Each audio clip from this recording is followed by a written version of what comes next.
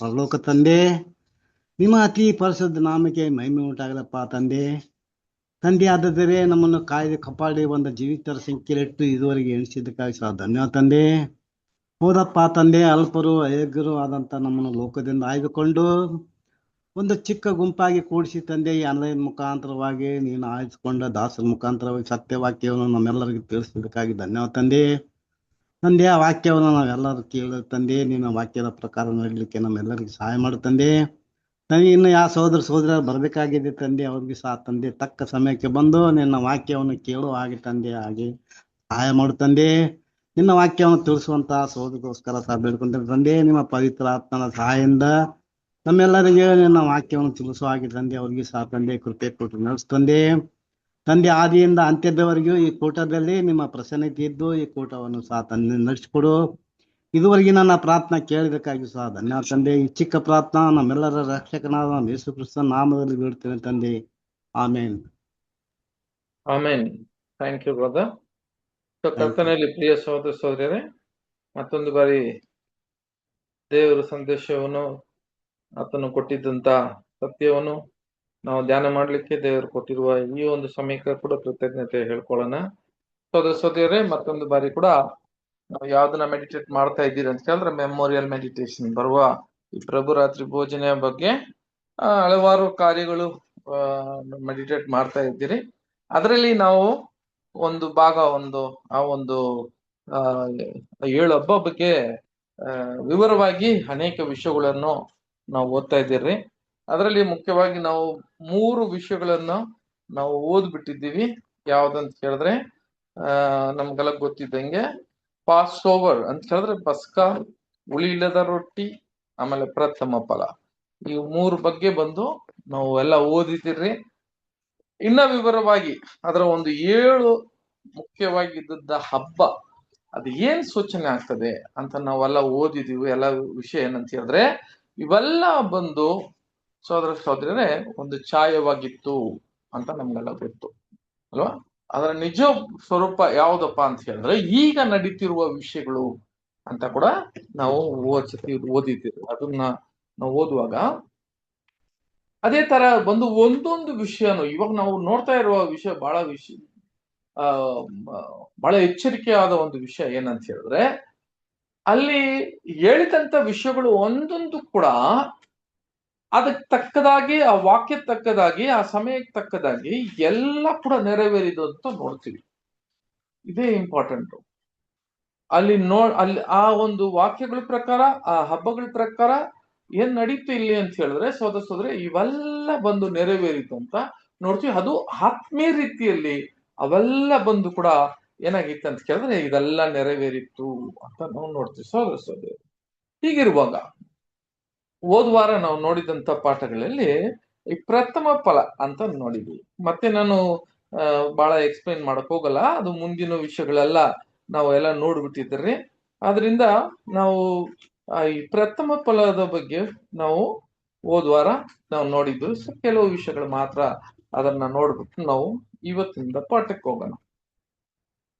ನಾವು ನೋಡಿದೀವಿ ಯೋನ ಒಂದು ದೊಡ್ಡ ನಮಗೆ ಏನಂತ ಹೇಳಿದ್ರೆ ಒಂದು ಸೂಚನೆ ಅಂತ ಕೊಟ್ಟಿದ್ರು. ಅದ್ ಏನಪ್ಪಾ ಅಂತ ಕೇಳಿದ್ರೆ 12ನೇ ಅಧ್ಯಾಯದಲ್ಲಿ ನಾವು ಓದಿದ್ದನಿಗೆ ಹೆಂಗೆ ಯೋನ ಬಂದು ಆ ಮೀನ್ ಆ ಹೊಟ್ಟೆದಲ್ಲಿ 3 ರಾತ್ರಿ 3 ಹಗಲು ಏನಾಗಿದ್ರೆ ಅಂತ ಕೇಳಿದ್ರೆ ಆತನು ಹೆಂಗೆ ಆ ಹೊಟ್ಟೆದಲ್ಲಿ ಇದ್ನೋ ಕ್ರಿಸ್ತನು ಕೂಡ ಅದೇ ತರ ಈ ಭೂಮಿಯಲ್ಲಿ ಇರ್ಬೇಕು ಅಂತ ಆ ವಾಕ್ಯ ಕೂಡ ಹೇಗೆ ನೆರವೇರಿತ್ತು ಅಂತ ನಾವು ನೋಡಿದ್ದೀವಿ ಅಲ್ವಾ ಸೋದರ ಸೋದರಿಯರೇ. ಮುಖ್ಯವಾಗಿ ನಾವು ನೋಡುವಾಗ ಇದರಲ್ಲಿ ಏನಪ್ಪಾ ವಿಶೇಷ ಇತ್ತು, ಹೆಂಗೆ ಕಂಡಿಡ್ದು ಇದು ಮೂರು ದಿನಾನೇ, ಮೂರು ರಾತ್ರಿ 3 ದಿನ ಅಂತ ಹೇಳುವಾಗ ನಾವು ನೋಡಿದೀವಲ್ಲ ಬೈಬಲ್ ಅಲ್ಲಿ 2 ತರ.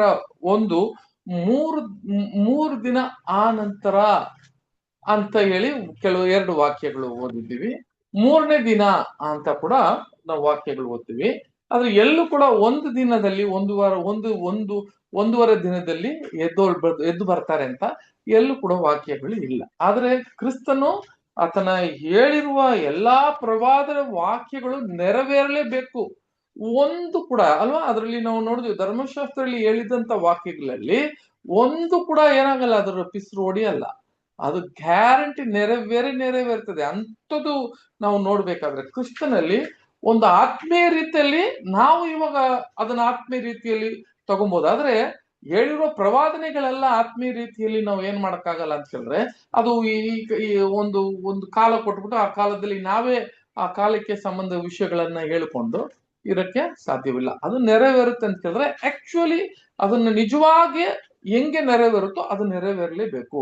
ಅದು ಕ್ರಿಸ್ತನಲ್ಲಿ ನಾವು ನೋಡಿದ್ದು ಏನಂತ ಕೇಳಿದ್ರೆ ಪ್ರಥಮ ಫಲ ಆಗಿರುವಾಗ ಆ 3 ದಿನ ಯೇಸು ಕ್ರಿಸ್ತನು ಎಷ್ಟು ದಿನ ಅದನ್ನ ಸಮಾಧಿಯಲ್ಲಿ ಇದ್ದುನು ಅಂತ ಹೇಳುವಾಗ ಅದು 3 ದಿನ 3 ರಾತ್ರಿ 3 ಹಗಲು, ಅದರಲ್ಲಿ ಏನು ಡೌಟ್ ಇಲ್ಲ ಅಂತ ಕೂಡ ನಾವು ನೋಡಿದ್ವಿ. ಯಾಕಂತ ಕೇಳಿದ್ರೆ ಅದರಲ್ಲಿ ಇದ್ದಿದ್ದಂತ 2 ವಿಧವಾದ ಸಬಾತುಗಳು ಇತ್ತು. ನಾವು ಮುಂಚೆನೆ ಹೇಳಿದ್ದೀನಿ, ಹೈ ಸಬಾತ್, 2 ವಿಧವಾದ ಸಬಾತುಗಳು ಇತ್ತು ಇಲ್ಲಿ. ಒಂದು ಅದು ಪ್ರಮಾಣ ಪ್ರಕಾರ ಇರುವ ಒಂದು ಸಬಾತು. ಆ ಸಬಾತ್ ಯಾವ್ದಪ್ಪ ಅಂತ ಹೇಳಿದ್ರೆ ಶನಿವಾರ ಬರುವ ಒಂದು ಸಬಾತು. ಇನ್ನೊಂದು ಯಾವ್ದಪ್ಪ ಅಂತ ಹೇಳಿದ್ರೆ ಸಹೋದರ ಸಹೋದರಿಯರೇ, ಅದು ವಿಶೇಷವಾದ ಒಂದು ಸಬಾತ್ ಆಗಿತ್ತು. ಆ ವಿಶೇಷವಾದ ಸಬಾತುಗಳು, ಈಗ ಬೈಬಲ್ ಅಲ್ಲಿ ಎಷ್ಟು ಸಬಾತುಗಳು ಇದೆ ಅಂತ ಹೇಳುವಾಗ ಸಹೋದರ ಸಹೋದರಿ, ನಾನು ಇಲ್ಲಿ ವಾಕ್ಯ ಅಂತೂ ಹಾಕಕ್ಕೆ ಮರ್ತು ಬಿಟ್ಟೆ, ಯಾಕಂದ್ರೆ ನಿಮಗೆ ತೋರ್ಸೋದಕ್ಕೆ. ಆಕ್ಚುಲಿ ಏನಾಯ್ತು ಅಂತ ಕೇಳಿದ್ರೆ, ಎಷ್ಟು ಸಬಾತುಗಳು ಇದೆ ಅಂತ ನೋಡುವಾಗ ಸುಮಾರು ಸಹೋದರ ಸಹೋದರರೇ ಒಂದು ನೋಡ್ಬೇಕಾದ್ರೆ ನೋಡ್ರಿ ಒಂದು 10 ಸಬಾತುಗಳು ಇರುತ್ತವೆ. ಸಬಾತ್ ಅಂದ್ರೆ ಏನು ಅಂತ ಹೇಳಿದ್ರೆ ನಮಗೆಲ್ಲ ಗೊತ್ತು, ವಿಶ್ರಾಂತಿ ಅಂದ್ರೆ ಆ ದಿನದಲ್ಲಿ ಯಾವ ಕೆಲಸವನ್ನು ಮಾಡಂಗಿಲ್ಲ. ನೋಡ್ರಿ ಇವಾಗ ಅದನ್ನ ನಾವು ಓದ್ಬೇಕಾದ್ರೆ ಎಷ್ಟಲ್ಲಪ್ಪ ಎಷ್ಟು ಸಬಾತುಗಳು ಇತ್ತು ಅಂತ ಕೇಳಿದ್ರೆ ಅವೆಲ್ಲ ಶನಿವಾರದಲ್ಲಿ ಬರುತ್ತಾ ಅಂತ ಕೇಳಿದ್ರೆ ಬರಲ್ಲ. ಒಂದು ಉದಾಹರಣೆಗೆ ಕೆಲವು ವಾಕ್ಯಗಳು ಮಾತ್ರ ಓದೋಣ ನೋಡ್ರಿ. ಮೊದಲು commandment, according to the commandment ಅಂತ ಹೇಳಿದ್ರೆ ಅದು ನ್ಯಾಯ ಪ್ರಮಾಣ ಅಂತ ಹೇಳಿದ್ರೆ ನ್ಯಾಯಗಳ ತಕ್ಕದಾಗಿ ಕಟ್ಟಲೆ ಕೊಟ್ಟಿದ್ರಲ್ಲ ಅದಕ್ಕೆ ತಕ್ಕದಾಗಿರುವ ಕೆಲವು ಸಬಾತುಗಳನ್ನ ಓದ್ಬೇಕಾದ್ರೆ ನಾವು ಇವಾಗ ಓದ್ತೀವಲ್ಲ ಅದನ್ನ ನಾವು ಓದೋಣ. ಯಾವ್ದಂತ ಹೇಳಿದ್ರೆ ಯಾಚಕಾಂಡದಲ್ಲಿ 23ನೇ ಅಧ್ಯಾಯ 23 ನೋಡ್ರಿ, 23ನೇ ಅಧ್ಯಾಯ 3ನೇ ವಾಕ್ಯ. 6 ದಿನಗಳಲ್ಲಿ ನೀವು ಕೆಲಸವನ್ನು ನಡೆಸಬೇಕು, 7ನೇ ದಿನವು ಯಾವ ಕೆಲಸವನ್ನು ಮಾಡಕೂಡದ ಸಬ್ಬತ್ ದಿನವಾಗಿದೆ. ಅದರಲ್ಲಿ ದೇವರಾಧನೆಗಾಗಿ ಸಭೆ ಕೂಡಬೇಕು. ಆ ದಿನದಲ್ಲಿ ಯಾವ ವಿಧವಾದ ಸಾಕು ಈಗ ನೋಡ್ಬೇಕಾದ್ರೆ ಇದು ಏನಂತ ಕೇಳಿದ್ರೆ ಅಕಾರ್ಡಿಂಗ್ ಟು ದ ಕಮಾಂಡ್ಮೆಂಟ್ ಅಂತ ಕೇಳಿದ್ರೆ ಅದು ಕೊಟ್ಟಿರದ ಒಂದು ನ್ಯಾಯ ಪ್ರಮಾಣಗಳು, ಆ ಪ್ರಮಾಣಕ್ಕೆ ತಕ್ಕದಾಗಿ ಹೇಳಿರುವ ವಿಷಯಗಳು. ಇದೇನೆ ನಾವು ಎಲ್ಲಿ ನೋಡ್ತೀವಿ ಅಂತ ಕೇಳಿದ್ರೆ, ಓದೋದ್ ಬೇಡ, ನಮ್ಗೆಲ್ಲ ಗೊತ್ತ ಆ ಕಟ್ಟಳೆಗಳು 10 ಕಟ್ಟಳೆಗಳು ಕೊಟ್ಟಿದ್ರಲ್ಲ, ಇದರಲ್ಲಿ 4ನೇ ಕಟ್ಟಳೆಯಾಗಿರುವ ವಿಷಯ ಯಾವ್ದಪ್ಪ ಅಂತ ಕೇಳಿದ್ರೆ ಇದು ಕೊಟ್ಟಿದ್ರು ಅಲ್ವಾ. ಅದು ಕೂಡ ಎಲ್ಲಿ ವಿಮೋಚನಾ ಕಾಂಡದಲ್ಲಿ 20ನೇ ಅಧ್ಯಾಯದಲ್ಲಿ 20ನೇ ವಿಮೋಚನಾ ಕಾಂಡದಲ್ಲಿ 20ನೇ ಅಧ್ಯಾಯ 8 9. ಸಬ್ಬತ್ ದಿನವನ್ನು ದೇವರ ದಿನವೆಂದು ಆಚರಣೆಗೆ ತರತಕ್ಕದ್ದೇ ತರುವುದಕ್ಕೆ ಜ್ಞಾಪಕದಲ್ಲಿ ಇಟ್ಟುಕೊಳ್ಳಬೇಕು.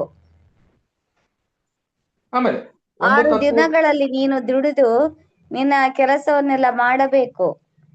7ನೇ ದಿನವು ನಿನ್ನ ದೇವರಾದ ಯೆಹೋವನಿಗೆ ಮೀಸಲಾದ ವಿಶ್ರಾಂತಿ ದಿನವಾಗಿದೆ. ಅದರಲ್ಲಿ ನೀನು ಯಾವ ಕೆಲಸವನ್ನು ಮಾಡಬಾರದು. ನೋಡಿದ್ರೆ ಅದರಲ್ಲಿ ಯಾವ ಕೆಲಸವನ್ನು ಮಾಡಬಾರ್ದು. ಇದು ಯಾವಾಗ ಅಂತ ಹೇಳಿದ್ರೆ ಸಹೋದರ ಇದು ಅಕಾರ್ಡಿಂಗ್ ಟು ದ ಕಮಾಂಡ್ಮೆಂಟ್ ಅಂತ ಹೇಳುವಾಗ ಇದು ಆ ಒಂದು ನಿಯಮಗಳ ಪ್ರಕಾರ ಕೊಟ್ಟಿರುವ ಒಂದು ಸಬಾತ್. ಓಕೆ, ಇದ್ರ ಬಿಟ್ಟು ಬೇರೆ ಏನಾದ್ರೆ ಸಬಾತ್ ಇತ್ತ ಅಂತ ಹೇಳುವಾಗ ನೋಡ್ರಿ, ಆ ದಿನದಲ್ಲಿ ಯಾವ ಕೆಲಸನೂ ಮಾಡಂಗಿಲ್ಲ. ಮತ್ತೆ ನಾವು ಎಲ್ಲಿ ಹೋಗೋಣ ಅಂತ ಕೇಳಿದ್ರೆ ಯಾಚಕಾಂಡದಲ್ಲಿ 23ನೇ ಅಧ್ಯಾಯ ಮತ್ತೆ ಹೋಗೋಣ. 23ನೇ ಅಧ್ಯಾಯದಲ್ಲಿ 5ನೇ ವಾಕ್ಯ ಓದೋಣ. 5 ಮೊದಲನೇ ತಿಂಗಳಿನ 14ನೇ ದಿನದ ಸಂಜೆ ವೇಳೆಯಲ್ಲಿ ಯೆಹೋವನು ನೇಮಿಸಿದ ಪಸ್ಕ ಹಬ್ಬವಾಗಿರಬೇಕು. 8ನೇ ವಾಕ್ಯ ತನಕ ಓದಿ ಸಿಸ್ಟರ್. ಅದೇ ತಿಂಗಳಿನ 15ನೇ ದಿನದಲ್ಲಿ ಹುಳಿಯಿಲ್ಲದ ರೊಟ್ಟಿಗಳನ್ನು ತಿನ್ನಬೇಕಾದ ಜಾತ್ರೆಯನ್ನು ಯೆಹೋವನಿಗೋಸ್ಕರ ಆಚರಿಸಬೇಕು. ಅದು ಮೊದಲುಗೊಂಡು 7 ದಿನಗಳಲ್ಲಿಯೂ ಹುಳಿ ಇಲ್ಲದ ರೊಟ್ಟಿಯನ್ನು ಊಟ ಮಾಡಬೇಕು. ಮೊದಲನೇ ದಿನದಲ್ಲಿ ದೇವಾರಾಧನೆಗಾಗಿ ಸಭೆ ಕೂಡಬೇಕು. ಆ ದಿನದಲ್ಲಿ ಯಾವ ಉದ್ಯೋಗವನ್ನು ನಡೆಸಬಾರದು. 7 ದಿನಗಳಲ್ಲಿಯೂ ನೀವು ಯೆಹೋವನಿಗೆ ಹೋಮವನ್ನು ಸಮರ್ಪಿಸಬೇಕು. 7ನೇ ದಿನದಲ್ಲಿ ದೇವಾರಾಧನೆಗೆ ಸಭೆ ಕೂಡಬೇಕು. ಆ ದಿನದಲ್ಲಿ ಯಾವ ಉದ್ಯೋಗವನ್ನು ನಡೆಸಬಾರದು. ನೋಡಿದ್ರೆ ಈಗ ಆ ದಿನದಲ್ಲಿ 7 ದಿವಸ ಅಂತ ಕೇಳಿದ್ರೆ 15 ದಿವಸ ಬಿಟ್ಬಿಟ್ಟು 15th ಅದನ್ನ 5ನೇ ಇದು ಬಂದು 15ನೇ ತಾರೀಕು. 15ನೇ ತಾರೀಕಿಂದ 7ನೇ ದಿವಸ ನೋಡ್ತೀವಿ. 15ನೇ ತಾರೀಕಿಂದ 7ನೇ ದಿವಸ ನೋಡ್ತೀವಿ. ಆ ದಿನದಲ್ಲಿ ಯಾವ ಒಂದು ಕೆಲಸನೋ ವಿಶ್ರಾಂತಿ ನೋಡ್ರಿ, ಇದನ್ನ ಯಾವ ಒಂದು ಕೆಲಸನೂ ಮಾಡಬಾರ್ದು. ಇದು ಕೂಡ ಸಬ್ಬತ್ ಆಗಿ ಬರ್ತದೆ.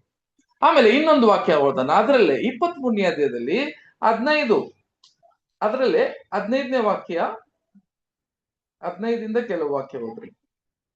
ಸಬ್ಬತ್ ದಿನದ ಮಾರನೆಯ ದಿನ ಮೊದಲುಗೊಂಡು, ಅಂದರೆ ಆ ಪ್ರಥಮ ಸಿವುಡುಗಳನ್ನು ನೈವೇದ್ಯವಾಗಿ ನಿವಾಳಿಸಿದ ದಿನ ಮೊದಲುಗೊಂಡು ಪೂರ್ಣವಾಗಿ 7 ವಾರಗಳು ಮುಗಿಯುವಂತೆ 50 ದಿನಗಳನ್ನು ಲೆಕ್ಕಿಸಬೇಕು.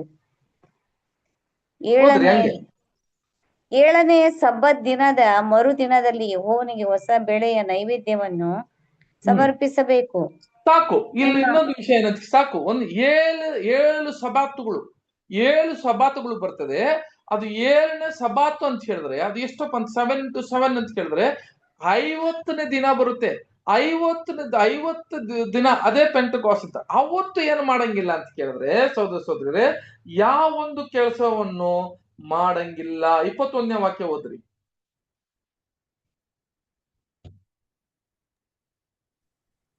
ಆ ದಿವಸದಲ್ಲಿ ದೇವಾರಾಧನೆಗಾಗಿ ಸಭೆ ಕೂಡಬೇಕೆಂಬುದಾಗಿ ಪ್ರಸಿದ್ಧಪಡಿಸಬೇಕು.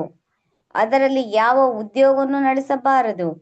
ಇದು ನಿಮಗೂ ನಿಮ್ಮ ಸಂತತಿಯವರಿಗೂ ನಿಮ್ಮ ಎಲ್ಲಾ ನಿವಾಸಗಳಲ್ಲಿ ಶಾಶ್ವತ ನಿಯಮ. ನೋಡಿದ್ರ, ಇಲ್ಲಿಗೆ ನೋಡ್ಬೇಕಾದ್ರೆ 50 ದಿನದಲ್ಲಿ 7 ಸಬ್ಬಾತ್ ಆದ್ಮೇಲೆ, ಆ 7 ಸಬ್ಬಾತ್ ಆದ್ಮೇಲೆ 50 ದಿನ ಬರುತ್ತೆ. ನೋಡಿ, 7 ಸಬ್ಬಾತ್ ಅಂದ್ರೆ 7 1 7 7 7 ಅಂತ ಶನಿವಾರ 7 ಶನಿವಾರ ಆಗ್ತದೆ. ಆದ್ರೆ 50ನೇ ದಿನ ಬರುವಾಗ ಅಲ್ಲಿಗೆ ಶನಿವಾರ ಬರಲ್ಲ, ಇನ್ನೊಂದು ದಿನ ಬರ್ತದೆ. ಅವತ್ತು ಕೂಡ ಏನೋ ಒಂದು ಕೆಲಸ ಮಾಡಂಗಿಲ್ಲ, ಅದು ಕೂಡ ವಿಶ್ರಾಂತಿ ಸಬ್ಬಾತ್ ಆಗಿರ್ತದೆ. ಸಹೋದರ ನೋಡಿದ್ರೆ, ಇವೆಲ್ಲ ನನ್ಗೆ ಏನ್ ಕೇಳಕ್ ಬರ್ತಾ ಇದ್ದೀನಿ ಅಂತ ಕೇಳಿದ್ರೆ, ಇವೆಲ್ಲ ನಾವು ನೋಡ್ಬೇಕಾದ್ರೆ ಸಬ್ಬಾತುಗಳಲ್ಲಿ ಬೇರೆ ಬೇರೆ ಸಬ್ಬಾತುಗಳಿದೆ. ಅದು ಇನ್ನೊಂದು ನೋಡ್ರಿ, ಅದರಲ್ಲೇ 23ನೇ ಅಧ್ಯಾಯದಲ್ಲಿ 24ನೇ ವಾಕ್ಯ ನೋಡಿದ್ರೆ 7ನೇ ತಿಂಗಳಲ್ಲಿ ಮೊದಲನೇ ದಿನ ಸಬ್ಬಾತ್. ಅದು ಯಾವ ದಿನ ಆದ್ರೆ ಇರ್ಲಿ, ಅದು ಶನಿವಾರ ಆಗಿರ್ಬೋದು, ಅಲ್ಲ ಸೋಮವಾರ ಆದ್ರೆ ಸೋಮವಾರ ಬರಂಗಿಲ್ಲ, ಆದ್ರೆ ಯಾವ್ದು ಭಾನುವಾರ ಇರ್ಬೋದು, ಯಾವ್ದೋ ಒಂದು ದಿನ ಆಗಿಲ್ಲ. 24ನೇ ವಾಕ್ಯ ಓದಿ. ನೀನು ಇಸ್ರಾಯೇಲರಿಗೆ ಹೀಗೆ ಆಜ್ಞಾಪಿಸಬೇಕು, 7ನೇ ತಿಂಗಳಿನ ಮೊದಲನೇ ದಿನದಲ್ಲಿ ನಿಮಗೆ ಸಂಪೂರ್ಣ ವಿರಾಮ ಇರಬೇಕು. ಅದನ್ನು ತುತ್ತೂರಿಗಳ ಧ್ವನಿಯಿಂದ ಪ್ರಕಟಿಸಬೇಕು. ದೇವಾರಾಧನೆಗಾಗಿ ಸಭೆ ಕೂಡಬೇಕು. 25ನೇ ವಾಕ್ಯ. ಆ ದಿನದಲ್ಲಿ ಯಾವ ಉದ್ಯೋಗವನ್ನು ನಡೆಸಬಾರದು. ಯೆಹೋವನಿಗೆ ಹೋಮವನ್ನು ಮಾಡಬೇಕು. ಇದು ಎಷ್ಟನೇ ತಿಂಗಳು ಅಂತ ಕೇಳಿದ್ರೆ 7ನೇ ದಿನದಲ್ಲಿ ಮೊದಲನೇ ದಿನ. 7ನೇ ತಿಂಗಳಲ್ಲಿ ಮೊದಲನೇ ದಿನ ಯಾವ ದಿನ ಬರುತ್ತೆ ಅಂತ ಗೊತ್ತಾಗಲ್ಲ. ಅದು ಶನಿವಾರ ಬರೋದಲ್ಲ ಅದು. ಹಾಗಾದ್ರೆ ಮೊದಲನೇದು ನಾವು ನೋಡಿದೀವಲ್ಲ, ಪಸ್ಕಾದ ದಿನ, ಅವತ್ತು ಮಾತ್ರವೇ ಅಕಾರ್ಡಿಂಗ್ ಟು ದ ಕಮ್ಯಾಂಡ್ಮೆಂಟ್ ಪ್ರಕಾರ, ನಿಯಮಗಳ ಪ್ರಕಾರ ಅದು ಶನಿವಾರ ಮಾತ್ರ.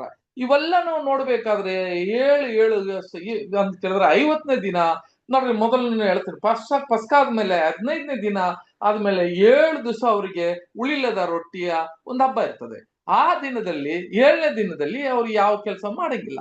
ಮತ್ತೆ 7 ಸಬಾತ್ಗೆ 7 ಸಬಾತು ಹೋಗ್ಬೇಕು. 7 into 7 ಅಂತ ಬರುವಾಗ 7ಗೆ 7 ಅಂತ ಕೇಳಿದ್ರೆ 50ನೇ ದಿನ ಅಲ್ಲೊಂದು ಸಬಾತ್ ಇದೆ. ಇಲ್ಲಿಗೆ 7ನೇ ತಿಂಗಳು ಮೊದಲನೇ ದಿನ ಒಂದು ಸಬಾತು, ಮತ್ತೆ 7ನೇ ತಿಂಗಳು ನೋಡ್ರಿ 10ನೇ ದಿನ ಕೂಡ. ಇವಾಗ 1ನೇ ದಿನ ನೋಡಿ, 7ನೇ ತಿಂಗಳು 1ನೇ ದಿನ ಸಬಾತು, ಮತ್ತೆ 7ನೇ ದಿನ 10ನೇ ದಿನ 7ನೇ ತಿಂಗಳು 10ನೇ ದಿನ ಕೂಡ ಸಬಾತು. ಅದರಲ್ಲಿ 27ನೇ ವಾಕ್ಯ ಓದಿ ಸಿಸ್ಟರ್.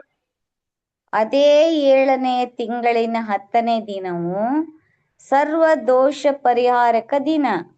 ಅದರಲ್ಲಿ ದೇವಾರಾಧನೆಗಾಗಿ ಸಭೆ ಕೂಡಬೇಕು. ನೀವು ಪೂರ್ಣವಾಗಿ ಉಪವಾಸ ಮಾಡಬೇಕು ಮತ್ತು ಯೆಹೋವನ ಸನ್ನಿಧಿಯಲ್ಲಿ ಹೋಮ ಮಾಡಬೇಕು. 28 ಆ ದಿನದಲ್ಲಿ ಯಾವ ಉದ್ಯೋಗವನ್ನು ನಡೆಸಬಾರದು, ಅದು ದೋಷ ಪರಿಹಾರಕ ದಿವಸ. ಅದರಲ್ಲಿ ನಿಮಗೋಸ್ಕರ ಯೆಹೋವನ ಸನ್ನಿಧಿಲಿ ದೋಷ ಪರಿಹಾರಕ ಆಚಾರವು ನಡೆಯುವುದು. ನೋಡಿದ್ರ ಆ ದಿನದಲ್ಲಿ ಮತ್ತೆ ಏನು ಕೆಲಸ ಮಾಡಂಗಿಲ್ಲ. ಅದು ಎಷ್ಟು? 7ನೇ ತಿಂಗಳು 10ನೇ ದಿನ, 10th ಡೇ, ಯಾವೊಂದು ಕೆಲಸವನ್ನು ಮಾಡಂಗಿಲ್ಲ. ಅದು ರೆಸ್ಟ್, ವಿಶ್ರಾಂತಿ ದಿನ. ಅದು ಶನಿವಾರ ಅಲ್ಲ, ಅದು ಯಾವಾಗ ಬೇಕಾದ್ರೂ ಬರ್ಬೋದು. 10ನೇ ದಿನ ಅಲ್ಲಿ ಮಾತ್ರ ಅಲ್ಲ, ಇನ್ನೊಂದಿದೆ. ಯಾವ್ದಂತ ಕೇಳಿದ್ರೆ ನೋಡ್ರಿ, ಆ ದಿನದಲ್ಲಿ 10ನೇ ದಿನ ಅಂತ ಬರುವಾಗ ಮತ್ತೆ 5 ದಿನ ಬಿಟ್ಟು ಅಲ್ಲಿಗೆ ಇನ್ನೊಂದು ದಿವಸ ವಿಶ್ರಾಂತಿ ಇದೆ, ಅಲ್ಲಿ ಕೂಡ ಕೆಲಸ ಮಾಡಬಾರ್ದು. ಅದು ಕೂಡ ಓದೋಣ ಸರ್. 7ನೇ ಇದರಲ್ಲಿ 39ನೇ ವಾಕ್ಯ, 39ನೇ ವಾಕ್ಯ ಓದ್ರಿ. ಇದೇ ಅಧ್ಯಾಯ. ಅದೇ ಅಧ್ಯಾಯದಲ್ಲಿ 39. 7ನೇ ತಿಂಗಳಿನ 15ನೇ ದಿನದಲ್ಲಿ ನೀವು ತೋಟ ಮತ್ತು ತೋಪುಗಳ ಬೆಳೆಯನ್ನು ಕೂಡಿಸಿದ ನಂತರ ಯೆಹೋವನು ನೇಮಿಸಿದ ಪರ್ಣಶಾಲೆಗಳ ಜಾತ್ರೆಯನ್ನು 7 ದಿನಗಳವರೆಗೂ ಆಚರಿಸಬೇಕು. ಮೊದಲನೇ ದಿನದಲ್ಲಿ 8ನೆಯ ದಿನದಲ್ಲಿಯೂ ಯಾವ ಕೆಲಸವನ್ನು ಮಾಡದೆ ಸಂಪೂರ್ಣ ವಿರಾಮದಿಂದಿರಬೇಕು. 7ನೇ ದಿನದಲ್ಲಿ ಕೂಡ ಇರ್ಬೇಕು, 8ನೇ ದಿನ ಕೂಡ ಅಂತ ಹೇಳ್ಬಿಟ್ರು. ಆ 7 ದಿನದಲ್ಲಿ ಮೊದಲನೇ ದಿನ ಕೂಡ ವಿಶ್ರಾಂತಿ ಅಂತ ಹೇಳಿದ್ರೆ ರೆಸ್ಟ್, ಸಪಾತ್ತು, ಆ ಕೆಲಸ ಏನು ಮಾಡಂಗಿಲ್ಲ. ಅದೇ ತರ 8ನೇ ದಿನ ನೋಡ್ರಿ, ಆಕ್ಚುಲಿ ನೋಡ್ಬೇಕಾದ್ರೆ ಶನಿವಾರ ನಾವು ಎಲ್ಲಿಂದ ಸ್ಟಾರ್ಟ್ ಆಗುತ್ತೆ ಅಂತ ಕೇಳಿದ್ರೆ ಭಾನುವಾರ ಮೊದಲನೇ ದಿನ. 7ನೇ ದಿನ ಯಾವಾಗ ಬರುತ್ತೆ ಅಂತ ಕೇಳಿದ್ರೆ ಶನಿವಾರ ಬರ್ತದೆ. ಇಲ್ಲಿಗೆ 8ನೇ ದಿನ ಕೂಡ ಏನ್ ಬರುತ್ತೆ ಅಂತ ಕೇಳಿದ್ರೆ ವಿಶ್ರಾಂತಿ. ಅಲ್ಲಿಗೆ ಯಾವ ಒಂದು ಕೆಲಸ ಮಾಡಂಗಿಲ್ಲ. ನೋಡಿದ್ರ 8ನೇ ದಿನ ಬರುತ್ತೆ ಇಲ್ಲಿಗೆ. ಹಾಗಿದ್ರೆ ಈ ಸಬಾತ್ ಅನ್ನೋದು ಆ ಒಂದು ದಿವಸ ಮಾತ್ರ, ಶನಿವಾರ ಮಾತ್ರ ಅಲ್ಲ. ಇದು ಸೈಮಲ್ಟೇನಿಯಸ್ ಆಗಿ ಅದು ಯಾವತ್ತಾದ್ರೆ ಒಂದು ಸಬಾತ್ ಮಾತ್ರ ಫಿಕ್ಸ್ ಆಗಿರ್ತದೆ, ಅದು ಶನಿವಾರ. ಬೇರೆ ಸಬಾತುಗಳು ಯಾವ ದಿನದಲ್ಲಿ ಬರುತ್ತೆ ಅಂತ ಗೊತ್ತಾಗಲ್ಲ, ಯಾವ ಆ ವಾರದಲ್ಲಿ ಆ ಮಧ್ಯದಲ್ಲಿ ಯಾವಾಗ ಬರುತ್ತೆ ಅಂತ ಯಾರಿಗೂ ಗೊತ್ತಾಗಲ್ಲ. ಯಾಕಂತ ಕೇಳಿದ್ರೆ ಅದು ಯಾವಾಗಾದ್ರೂ ಬರ್ಬೋದು. ಅದಕ್ಕೆ ಹೈ ಸಬಾತ್, ವಿಶೇಷವಾದ ಸಬಾತು ಅಂತ ಹೇಳ್ತಾರೆ. ಆಮೇಲೆ ನೋಡ್ರಿ, 7ನೇ ವರ್ಷದಲ್ಲಿ 7 ವರ್ಷ ಆಗ್ಬೇಕು. ಆ 7 ವರ್ಷ ಆದ್ಮೇಲೆ 7 ವರ್ಷಕ್ಕೆ 7 ವರ್ಷ ಅಂತ ಲೆಕ್ಕ ಹಾಕುವಾಗ ಅವಾಗ 50 ದಿನ ಬರುತ್ತೆ. ಆ 50ನೇ ದಿನ ಕೂಡ ವಿಶ್ರಾಂತಿ. ಇನ್ನೊಂದು ಕೂಡ ಓದ್ಬಿಡೋಣ ಕೊನೆಗೆ. ಯಾವ್ದಪ್ಪ ಅಂತ ಕೇಳಿದ್ರೆ 25ನೇ ಅಧ್ಯಾಯ 25. ಇವಾಗ 25ನೇ ಅಧ್ಯಾಯ 4ನೇ ವಾಕ್ಯ. ಆದರೆ 7ನೇ ವರ್ಷವು ಯಾವ ಬೇಸಾಯವು ನಡೆಯಬಾರದ ವಿಶ್ರಾಂತಿ ಕಾಲವಾಗಿಯೂ ಯೆಹೋವನಿಗೆ ಆಚರಿಸಬೇಕಾದ ಸಬ್ಬತ್ ಕಾಲವಾಗಿಯೂ ಇರಬೇಕು. ಹೊಲದಲ್ಲಿ ಬೀಜವನ್ನು ಬಿತ್ತಬಾರದು, ದ್ರಾಕ್ಷಿ ತೋಟದ ಕೆಲಸವನ್ನು ನಡೆಸಬಾರದು. ಸಹೋದರರೇ, ಆ 7ನೇ ವರ್ಷ ಎಲ್ಲಾನು ನೋಡ್ರಿ ಸಬಾತ್ ದಿನ ಅಲ್ಲ, ಇದು ಸಬಾತ್ ವರ್ಷ ಅಂತ ಹೇಳ್ಬಿಟ್ರು. ಆ ವರ್ಷದಲ್ಲಿಯೇ ಏನು ಕೆಲಸ ಮಾಡಬಾರ್ದ್ರಿ. ಹಾಗಾದ್ರೆ ಆ ಒಂದು ದಿನದಲ್ಲಿ ಮಾಡಿರುವ ಕೆಲಸಗಳು ಸಬಾತ್ ಅಲ್ಲ. ಅದು ಆ 7ನೇ ವರ್ಷದಲ್ಲಿ ಯಾವ ಒಂದು ಕೆಲಸನ್ನು ಮಾಡಬಾರ್ದು ಅಂತ ಹೇಳಿದ್ರೆ ಬಿತ್ತಬಾರ್ದು, ಕೊಯ್ಯಬಾರ್ದು, ಏನಿಲ್ಲ ರೀ. ಆ ವರ್ಷ ಎಲ್ಲ ಸಬಾತ್ ವರ್ಷ, ದ ಇಯರ್, ಸಬಾತ್ ಇಯರ್ ಅಂತ ಹೇಳ್ತಾರೆ. ಹಂಗಿದ್ರೆ ಸಹೋದರ ಇವೆಲ್ಲ ನಾವು ನೋಡ್ಬೇಕಾದ್ರೆ ಇಷ್ಟು ಸಬಾತ್ಗಳು ಇದಾವೆ.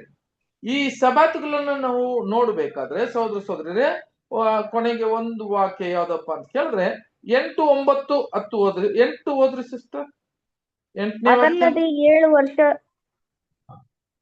ಓದಿ ಸಿಸ್ಟರ್. ಓದಿ.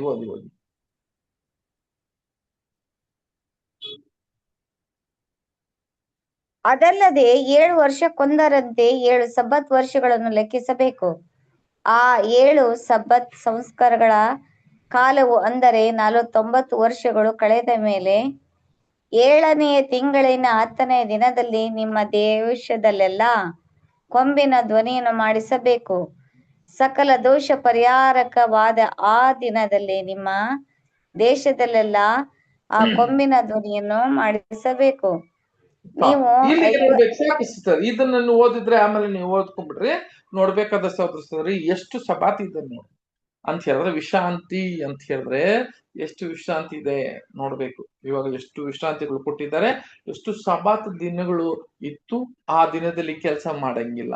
ಈ ದಿನದಲ್ಲಿ ಇವಾಗ ನಿಮಗೆ ಒಂದು ವೇಳೆ ಏನಾಗಿರ್ತದೆ ಅಂತ ಕೇಳಿದ್ರೆ ಸ್ವಲ್ಪ ಕ್ಲಿಯರ್ ಆಗಿರ್ತದೆ. ಏನಕ್ಕಂತ ಕೇಳಿದ್ರೆ ಸಬಾತ್ ಅನ್ನುವಾಗ ಅದು ಶನಿವಾರ ಮಾತ್ರ ಅಲ್ಲ, ಆ ದಿನದಲ್ಲಿ ವಿಶೇಷವಾದ ಇದ್ದಿದ್ದಂತ ಸಬಾತ್ಗಳಲ್ಲಿ ನಾವು ಇಲ್ಲಿ ಓದ್ತಿರಲ್ಲ. ಇವಾಗ ಓದೋಣ ಸಿಸ್ಟರ್ ಈ ವಾಕ್ಯ ಎಲ್ಲಿಗಪ್ಪ? ಯೋಹನ 19ನೇ ಅಧ್ಯಾಯ 31 ವಾಕ್ಯ ಓದ್ರಿ.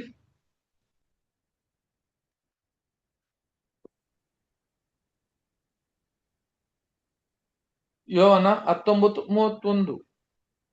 ಆ ಹೊತ್ತು ಸೌರಣೆಯ ದಿವಸವಾಗಿದ್ದರಿಂದ ಯಹೂದ್ಯರು ಸಬ್ಬತ್ತಿನದಲ್ಲಿ ಶವಗಳು ಶಿಲುಬೆ ಮೇಲೆ ಇರಬಾರದೆಂದು ಪಿಲಾತನನ್ನು ಅವರ ಕಾಲುಗಳನ್ನು ಮುರಿಸಿ ಅವರನ್ನು ತೆಗೆಸಿ ಹಾಕಬೇಕೆಂಬುದಾಗಿ ಕೇಳಿಕೊಂಡರು.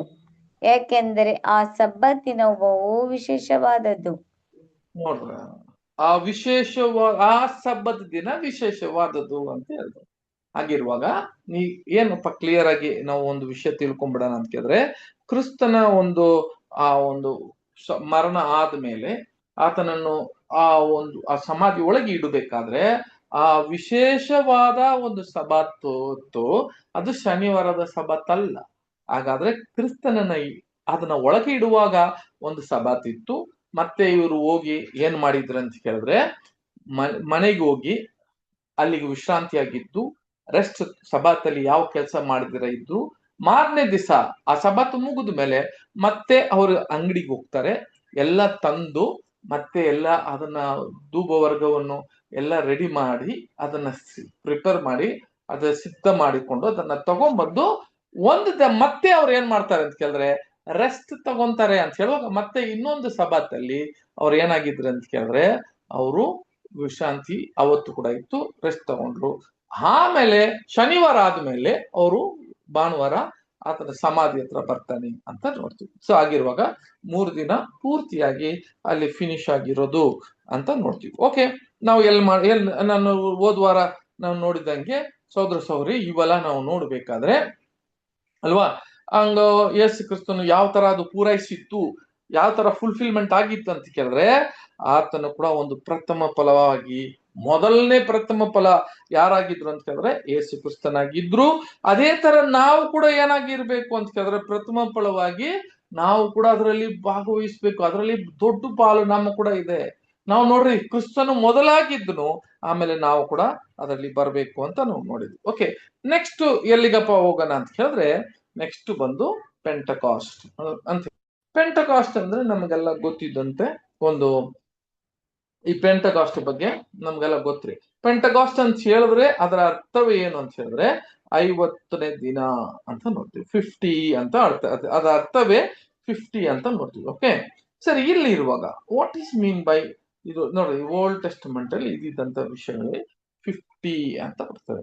ಇದು ಯಾವ ದಿನ ಯಾವ ತಿಂಗಳಲ್ಲಿ ನಡೀತದೆ ಅಂತ ಯಾರಾದ್ರೂ ಹೇಳಕ್ ಸಾಧ್ಯವಾ? ಯಾಕಂದ್ರೆ ನಾನು 2 ಸತಿ ನಿಮಗೆ ಕ್ಯಾಲೆಂಡರ್ ತೋರಿಸ್ಬಿಟ್ಟೆ. ನಾನು 2 ಸತಿ ಕ್ಯಾಲೆಂಡರ್ ತೋರಿಸಿದೀನಿ. ಯಾರಾದ್ರೂ ಹೇಳಿ ಯಾವ ತಿಂಗಳಲ್ಲಿ ಇದು ನಡೀತದೆ, ಎಷ್ಟನೇ ತಿಂಗಳಲ್ಲಿ ಈ ಒಂದು ಪೆಂಟಕಾಸ್ಟ್ ಹಬ್ಬವನ್ನು ಮಾಡಬೇಕಾಗಿತ್ತು ಅಂತ ಯಾರಾದ್ರೂ ಹೇಳಿ ನೋಡೋಣ. ಜ್ಞಾಪಕ ಇದ್ರೆ, ನೀವು ಕೇಳ್ತಾ ಇದ್ರೆ, ಕರೆಕ್ಟ್ ಆಗಿ ನಾನು ಮಾತಾಡೋದನ್ನು ನಿಮಗೆ ಅರ್ಥ ಆಗ್ತಾ ಇದೆಯಂತ ಗೊತ್ತಾಗಿದ್ರೆ, ಅಥವಾ ನೀವು ಸಬ್ಜೆಕ್ಟ್ ಅನ್ನ ಕೇಳ್ತಾ ಇದ್ದೀರಾ ಅಂತ ನೀವು ಯಾರಾದ್ರೂ ಒಬ್ರು ಹೇಳ್ರಿ ನೋಡೋಣ. 7ನೇ ತಿಂಗಳ ಬ್ರದರ್? ಅಲ್ಲ, ಪೆಂಟಕಾಸ್ಟ್ ಎಷ್ಟನೇ ತಿಂಗಳು? 3ನೇ ತಿಂಗಳು. Very good. ಎಷ್ಟನೇ ತಿಂಗಳು ಅಂತ ಹೇಳಿದ್ರೆ ಪೆಂಟಕಾಸ್ಟ್ ಅಂತ ಹೇಳುವಾಗ ಅದು ಎಷ್ಟನೇ ತಿಂಗಳಪ್ಪ ಅಂತ ಹೇಳಿದ್ರೆ ಅದು 3ನೇ ತಿಂಗಳಲ್ಲಿ ಅಲ್ವಾ? 3ನೇ ತಿಂಗಳು ನೋಡ್ರಿ, ಮೊದಲನೇ ತಿಂಗಳಲ್ಲಿ ನಡೆಯುವ 3 ಹಬ್ಬ, 3ನೇ ತಿಂಗಳಲ್ಲಿ ನಡೆಯುವ 1 ಹಬ್ಬ. ಆ 3ನೇ ತಿಂಗಳಲ್ಲಿ ನಡೆಯುವ ಶಿವಾನ್, ಅದರ ಒಂದು ತಿಂಗಳು ಹೆಸರು ಏನಂತ ಹೇಳಿದ್ರೆ ಶಿವಾನ್ ಅಂತ ಹೇಳ್ತಾರೆ. ಆ ತಿಂಗಳಲ್ಲಿ ನಡೆಯುವ ಒಂದು ಹಬ್ಬ ಬಂದು ಪೆಂಟಕಾಸ್ಟ್. ಸರಿ, ಈಗ ನಾವು ನೋಡಿದಂತ ಸೋದರ ಸೋದರರೇ 3 ಮುಖ್ಯವಾಗಿ ಪಾಠವನ್ನು ನಾವು ನೋಡಿದ್ವಿ. ಏನಪ್ಪಾ 3 ಮುಖ್ಯವಾಗಿ ಪಾಠಗಳು ಏನ್ ನೋಡಿದ್ದು ಅಂತ ಹೇಳಿದ್ರೆ ಅಲ್ಲಿ ಪಸ್ಕಾ, ಉಳಿಲದ ರೊಟ್ಟಿ, ಪ್ರಥಮ ಫಲ. ಇದು ಕ್ರಿಸ್ತನ ಬಗ್ಗೆ ಹೇಳಿದ್ರು. ಪ್ರಥಮ ಫಲ ಕ್ರಿಸ್ತನ ಈಗ ಪುನರ್ತನ ಆಗಿ ಪ್ರಥಮ ಫಲ ಆದನು. ಆ ನೈವೇದ್ಯನ್ನು ಏನಾಗಿತ್ತು ಅಂತ ಕೇಳಿದ್ರೆ ಅಲ್ಲಿಗೆ ಆ ಯಾಚಕನ ಹತ್ರ ತಂದ್ರು, ಅದು ತಂದು ನಿಭಾಯಿಸಿದ್ರು. ಆ ತಂದು ನಿಭಾಯಿಸುವಾಗ ನಮಗೆಲ್ಲ ಏನು ಗೊತ್ತಾಯಿತು ಅಂತ ಕೇಳಿದ್ರೆ ಯೇಸು ಕ್ರಿಸ್ತನ ಪುನರ್ತನ ಅದನ್ನು ತೋರಿಸ್ತದೆ ಅಂತ ಹೇಳುವಾಗ, ಕಾನಾನಿಗೆ ಹೋಗಿ ಸೇರಿದ ಮೇಲೆ, ಈ ವಾಕ್ಯ ಎಲ್ಲ ನಾವು ಓದಿದ್ವಿ ಮತ್ತೆ ಓದೋದು ಬೇಡ, ಕಾನಾನಿಗೆ ಹೋಗಿ ಸೇರಿದ ಮೇಲೆ ಆ ನೈವೇದ್ಯನ ತಂದು ಸಬಾತ್ ದಿನ ಮಾರನೇ ದಿನ, ಸಬಾತ್ ಆದ ಮಾರನೇ ದಿನದಲ್ಲಿ ಅದನ್ನ ನಿಭಾಯಿಸಬೇಕು ಅಂತ ಹೇಳುವಾಗ ಅದು ಯಾರಿಗೆ ಸೂಚನೆ ಆಗ್ತದೆ ಅಂತ ಕೇಳಿದ್ರೆ ಮೊದಲನೇ ಪ್ರಥಮ ಫಲ ಕ್ರಿಸ್ತನು ಅಂತ ಆಯ್ತು. ಸರಿ, ಈಗ ನಮಗೆ ಅದು ಕ್ಲಿಯರ್ ಆದ್ಮೇಲೆ ಇವಾಗ ಯೇಸು ಕ್ರಿಸ್ತನ ಪ್ರಥಮ ಫಲ ಆದ್ರು. ಮೂರನೇ ಹಬ್ಬ ಯಾವ್ದಪ್ಪ ಅಂತ ಕೇಳಿದ್ರೆ ನೋಡ್ರಿ, ಇದೆಲ್ಲ ಕ್ರಿಸ್ತನಲ್ಲಿ ನೆರವೇರಿತು. ಈಗ ಮೂರನೇ ಹಬ್ಬ ಯಾವ್ದಪ್ಪ ಅಂತ ಕೇಳಿದ್ರೆ ಪೆಂತಕಾಸ್ಟ್ ಅಂತ ಹೇಳುವಾಗ ಕ್ರಿಸ್ತನು ಕ್ಲಿಯರ್ ಆಗಿ ಏನ್ ಹೇಳ್ಬಿಟ್ರು ಅಂತ ಹೇಳಿದ್ರೆ ಅಲ್ಲಿಗೆ ನಮ್ಮ ಯಾರಿಗೆ ಇವ್ರಿಗೆ ಹೇಳಿದ್ರು, ಅಪೋಸ್ತಲರಿಗೆ ಯಾವತ್ತು ಹೇಳ್ತಾರೆ ಅಂತ ಕೇಳಿದ್ರೆ ಆತನು ಪುನರ್ತನ ಆದ್ಮೇಲೆ, ಪುನರ್ತನ ಆಗೋದಕ್ಕೆ ಮುಂಚೆ ಏನ್ ಹೇಳಿದ್ರು ಅಂತ ಕೇಳಿದ್ರೆ, ನೀವು ಯಾರು ಏನ್ ಮಾಡ್ಬಿಡ್ರಿ, ಈ ಯೆರೂಸಲೇಮನ್ನ ಬಿಟ್ಟು ಹೊರಗಡೆ ಹೋಗ್ಬಿಡ್ರಿ, ಇಲ್ಲೇ ಇರ್ರಿ ಅಂತ ಹೇಳಿದ್ರು. ಯಾವಾಗ ಆತನು ಇಲ್ಲಿ ಇರುವಾಗ್ಲೇ ಹೇಳಿದ್ರು ಇಲ್ಲೇ ಇರಿ, ಹೋಗ್ಬೇಡಿ. ಯಾವಾಗ ತನಕ ಅಂತ ಕೇಳಿದ್ರೆ ಆ ಒಂದು ಪೆಂತಕಾಸ್ಟ್ ದಿನ ನಡೆಯುವ ಕಾಲ, ಆ ಪಂಚಮ ಕಾಲ ನಡೆಯೋ ಆ ಕಾಲ ತನಕ ನೀವು ಯೆರೂಸಲೇಮನ್ನ ಬಿಟ್ಟು ಹೋಗ್ಬೇಡ್ರಿ ಅಂತ ಹೇಳೋದು ನೋಡ್ತೀವಿ. ವಾಕ್ಯ ಓದನ 24ನೇ ಅಧ್ಯಾಯ, ಲೂಕ 24ನೇ ಅಧ್ಯಾಯ 49ನೇ ವಾಕ್ಯ ಓದನ ಸಿಸ್ಟರ್. ಲೂಕ 24:49.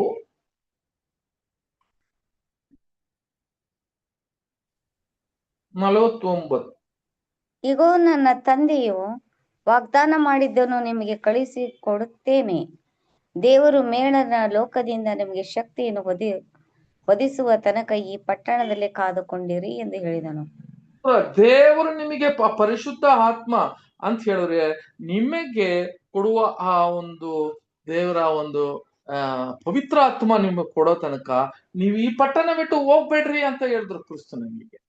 ಎಲ್ಲರೂ ಪುನರ್ತನ ಏನ್ ಹೇಳಿದ್ರು, ನೀವು ಇಲ್ಲೇ ಇರ್ರಿ ಅಂತ. ಅದೇ ತರ ಏನಾಯ್ತು ಅಂತ ಹೇಳಿದ್ರೆ ಇವ್ರು ಯಾರು ಇವ್ರ ಕೆಲ್ಸನೂ ಮಾಡಕ್ ಇರ್ಲಿಲ್ಲ ರೀ. ಅವರು ಜೆರೂಸಲೇಮಲ್ಲಿ ಎಲ್ಲ ಇದ್ರು, ಇವ್ರು ಇದ್ದುಕೊಂಡಿದ್ರು ಕೂಡ ಕ್ರಿಸ್ತನ ಏನ್ ಮಾಡಿದ್ರು ಅಂತ ಹೇಳಿದ್ರೆ ಆತನು ಎಲ್ಲಾ ಒಂದು ಅಧಿಕಾರವನ್ನ ಪಡ್ಕೊಂಡಿದ್ರು ಕ್ರಿಸ್ತನು. ಆದ್ರೆ ಕೂಡ ಸಭೆಗೆ ಏನ್ ಮಾಡಿದ್ರು ಅಂತ ಹೇಳಿದ್ರೆ ನೀವು ಇಲ್ಲಿ ಕಾಯ್ಬೇಕು ಅಂತ ಹೇಳಿದ್ರು. ಯಾವಾಗ ತನಕ ಕಾಯ್ಬೇಕು? ಆ ಪೆಂತಕೋಸ್ಟ್ ದಿನ, ಆ ಒಂದು ಪಂಚಮ ದಿನ ಪಂಚಮ ದಿನದಲ್ಲಿ ನೀವು ಇಲ್ಲೇ ಇರ್ರಿ, ತಂದೆಯ ದೇವ್ರು ನಿಮ್ಗೆ ಏನ್ ಕೊಡ್ತಾನೆ ಅಂತ ಕೇಳಿದ್ರೆ ಆ ಪವಿತ್ರಾತ್ಮದ ಶಕ್ತಿಯನ್ನು ನೀವು ಏನ್ ಮಾಡ್ತಾನೆ ಕೊಡುವ ತನಕ ನೀವು ಈ ಪಟ್ಟಣ ಬಿಟ್ಟು ಹೋಗ್ಬೇಡ ಅಂತ ಹೇಳಿರೋ ವಾಕ್ಯಗಳನ್ನ ನೋಡ್ತೀವಿ. ಹಾಗಿರುವಾಗ ಇಲ್ಲಿ ನಡೆದಿದ್ದ ವಿಷಯ ಏನಪ್ಪಾ ಅಂತ ಹೇಳಿದ್ರೆ ಈ ಪೆಂಟಕಾಸ್ಟಲ್ಲಿ ನಡೆಯುವ ವಿಷಯ ಏನು ಗೊತ್ತಾ ಸಹೋದರ ಸಹೋದರಿಯರೇ? ಇವಾಗ ನಾನು ಇಲ್ಲಿ ನೋಡಿದ್ರಿ, ಪೆಂಟಕಾಸ್ಟ್ ಅಂದ್ರೆ ಜ್ಞಾಪಕ ಇಟ್ಕೊಳ್ರಿ 50 ಅಂತ ಹೇಳ್ತಾರೆ. 50ನೇ ದಿನ 50 ಅಂತ ಹೇಳ್ತಾರೆ. ಸರಿ, ಇಲ್ಲಿಗೆ ಏನಪ್ಪಾ ಅಂತ ಕೇಳಿದ್ರೆ ಸಭೆಯ ಹುಟ್ಟಿದ ದಿನ ಅಂತ ಇಲ್ಲಿಗೆ ಸ್ಟಾರ್ಟ್. ಈಗ ಸಭೆ ಎಲ್ಲಿಗೆ ಹುಟ್ಟುತ್ತೆ ಅಂತ ಹೇಳಿದ್ರೆ ಸಹೋದರ ಸಹೋದರಿಯರೇ, ಇನ್ನ ತನಕ ಒಂದು ವಿಷಯ ಏನು ಗೊತ್ತಾ, ಇಲ್ಲಿ ನಡೆದಿದ್ದ ಈ ಪೆಂತಕಾಸ್ಟ್ ಅಲ್ಲಿ ನಡೆದಿರುವ ವಿಷಯಗಳು ನಮಗೆ ಪೆಂತಕಾಸ್ಟ್ ಅಂತ ನೋಡ್ತೀವಿ. ಇಲ್ಲಿ ನಡೆದಿರುವ ಒಂದು ಘಟನೆ ಏನಪ್ಪಾ ಅಂತ ಹೇಳಿದ್ರೆ ನೋಡ್ರಿ, ಯೆಹೂದ್ಯರ ಕಾಲ ತನಕ ಆತನ ನ್ಯಾಯಗಳಲ್ಲಿ ಆತನ ಒಂದು ಕಟ್ಟಳೆಗಳಲ್ಲಿ ಎಲ್ಲ ಒಂದು ಬಂದು ಅದಕ್ಕೆ ಅಧೀನರಾಗಿದ್ರು, ಅದಕ್ಕೆ ಅವ್ರು ದಾಸರಾಗಿದ್ರು. ಯಾವ್ದಕ್ಕೆ? ಕೊಟ್ಟಿದ್ದಂತ ಹಳೆ ಒಡಂಬಡಿಕೆಯಲ್ಲಿ ಇದ್ದಂತ ನ್ಯಾಯಗಳಕ್ಕೆ ಅವ್ರು ಏನಾಗ್ತಿದ್ದಾರೆ, ಅಧೀನರಾಗಿದ್ರು, ದಾಸರಾಗಿದ್ರು. ಆದ್ರೆ ಕ್ರಿಸ್ತನ ಯಾವಾಗಪ್ಪ ಆತನು ಬಂದು ಆ ಶಿಲುಬೆ ಮೇಲೆ ಜಯ ಹೊಂದಿ ಆತನು ಪ್ರಥಮ ಫಲ ಆದನು, ಇವಾಗ ಸಭೆಗೆ ನೋಡ್ರಿ, ಮೊದಲು ಸಭೆ ಹುಟ್ಟಬೇಕು. ಸಭೆ ಯಾವಾಗ ಹುಟ್ಟುತ್ತೆ ಅಂತ ಕೇಳಿದ್ರೆ ಆ 12 ಶಿಷ್ಯರುಗಳನ್ನ ಕ್ರಿಸ್ತನು ಕರೆದ್ರಲ್ಲ ಅವತ್ತು ಸಭೆ ಹುಟ್ಟುತ್ತಾ ಅಂತ ಕೇಳಿದ್ರೆ ಇಲ್ಲ. ಆ 12 ಮುಖ್ಯವಾದ ಅದು ಏನಪ್ಪಾ ಅಂತ ಕೇಳಿದ್ರೆ ಅದು ಯಾರ್ರಿ ಆ ಒಂದು ತೂಣ್ಗಳು ಅಂತ ಹೇಳಿ ಅವ್ರನ್ನ ಕರೀತಾರೆ 12 ಅಪೊಸ್ತಲರುಗಳ.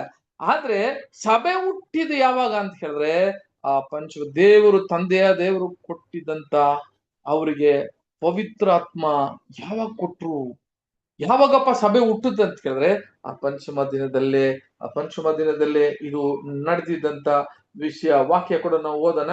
ಎಲ್ಲಿಗೆ? ಆಕ್ಟ್ಸ್ ಅಪೊಸ್ತಲ ಕೃತ್ಯಗಳಲ್ಲಿ 1ನೇ ಅಧ್ಯಾಯ 4ನೇ ವಾಕ್ಯ ಓದೋಣ ಸಿಸ್ಟರ್.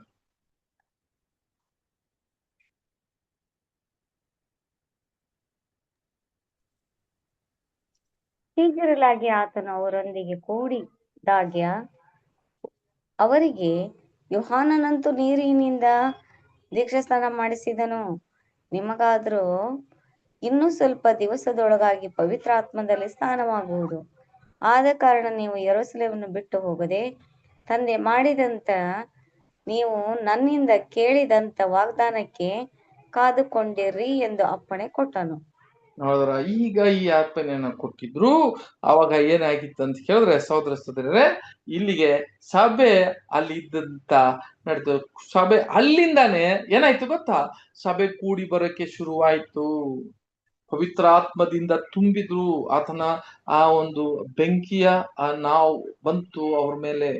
ಅವಾಗಿಂದ ಸಭೆ ಹುಟ್ಟಿತ್ತು. ಸಭೆ ಯಾವಾಗಿಂದ ಸಭೆ ಅಂತ ಹೇಳಿದ್ರೆ, ಈ ಸಭೆ ಯಾವಾಗಪ್ಪ ಹುಟ್ಟಿತ್ತು ಅಂತ ಹೇಳಿದ್ರೆ, ಸಹೋದರ ಸಹೋದರರೇ, ಈ ಪಂಚಮ ದಿನದಲ್ಲೇ. ಇದನ್ನ ಜ್ಞಾಪಕ ಇಟ್ಕೋಬೇಕು. ಪೆಂಟಕಾಸ್ಟ್ ದಿನದಲ್ಲಿ ನೋಡ್ರಿ, 3ನೇ ಹಬ್ಬ ಇಲ್ಲಿಗೆ ಪೂರೈಸ್ತಿದೆ. ಏನಪ್ಪಾ ಅಂತ ಹೇಳಿದ್ರೆ, ಅವರು ದಾಸರಾಗಿದ್ರು. ಅವರು ಯಾವ್ದಕ್ಕೆ ಇದಿದ್ದಂತ ಎಲ್ಲಾ ನಿಯಮಗಳಿಗೆ ಏನಾಗಿದ್ರು ಅಂತ ಕೇಳಿದ್ರೆ ಅಧೀನರಾಗಿದ್ರು.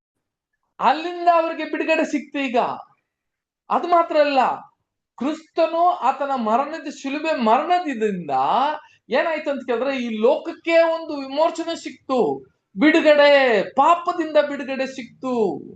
ನೋಡ್ರಿ, ಇವಾಗ ಅದೇ ಪಂಚಮ ದಿನ, ಅದೇ 50ನೇ ದಿನ ನಡಿಬೇಕಾಗಿರೋ ವಿಷಯ ಏನು ಅಂತ ನಮ್ಗೆಲ್ಲ ಅರ್ಥ ಆಗಿದೆಯಲ್ಲ.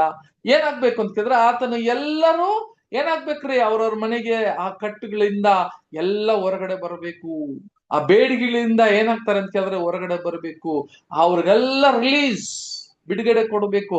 ಅದೇ ನಡೆದಿದ್ದು. ನೋಡ್ರಿ, ಯೇಸು ಕ್ರಿಸ್ತನು ಯಾವಾಗ ಆತನ ಶಿಲುಬೆ ಮೇಲೆ ಆತನ ಶರೀರವನ್ನು ಕೊಟ್ಟು ಆ ಪ್ರಾಣವನ್ನು ಜೀವಕ್ಕೆ ಜೀವ ಕೊಟ್ಟನೋ, ಇವಾಗ ನಮಗೆ ಏನಾಯ್ತು ಅಂತ ಕೇಳಿದ್ರೆ 50ನೇ ದಿನ, ಆ ಪಂಚಮ ದಿನದಲ್ಲಿ ಸಭೆ ಹುಟ್ಟಿತ್ತು. ನೂತನ ಸೃಷ್ಟಿಯಾಗಿ, ನೂತನವಾಗಿ ಅಂತ ಹೇಳುವಾಗ ನೂತನ ಸೃಷ್ಟಿಯಾಗಿ ಇವಾಗ ಶುರು ಆಗ್ತದೆ. ನೋಡ್ರಿ, ಇವಾಗ ಏನಾಯ್ತು ಅಂತ ಹೇಳುವಾಗ ಹಂಗೆ ವಾಕ್ಯ ಓದೋಣ. 2ನೇ ಅಧ್ಯಾಯದಲ್ಲಿ, ಸಹೋದರ ಸಹೋದರಿಯರೇ, 2ನೇ ಅಧ್ಯಾಯದಲ್ಲಿ 1, 2, 3, 4, 1ರಿಂದ 4 ವಾಕ್ಯ ತನಕ ಓದಿ ಸಿಸ್ಟರ್. ಪಂಚಶತ್ತಮ ದಿನದ ಹಬ್ಬವು ಬಂದಿರಲಾಗಿ ಅವರೆಲ್ಲರೂ ಏಕ ಮನಸ್ಸಿನಿಂದ ಒಂದೇ ಸ್ಥಳದಲ್ಲಿ ಕೂಡಿದ್ದರು. ಆಗ ಬಿರುಗಾಳಿ ಬೀಸುತ್ತದೋ ಎಂಬಂತೆ ಪಕ್ಕನೆ ಆಕಾಶದೊಳಗಿಂದ ಒಂದು ಶಬ್ದ ಉಂಟಾಗಿ ಅವರು ಕೂತಿದ್ದ ಮನೆಯಲ್ಲೆಲ್ಲ ತುಂಬಿಕೊಂಡಿತು.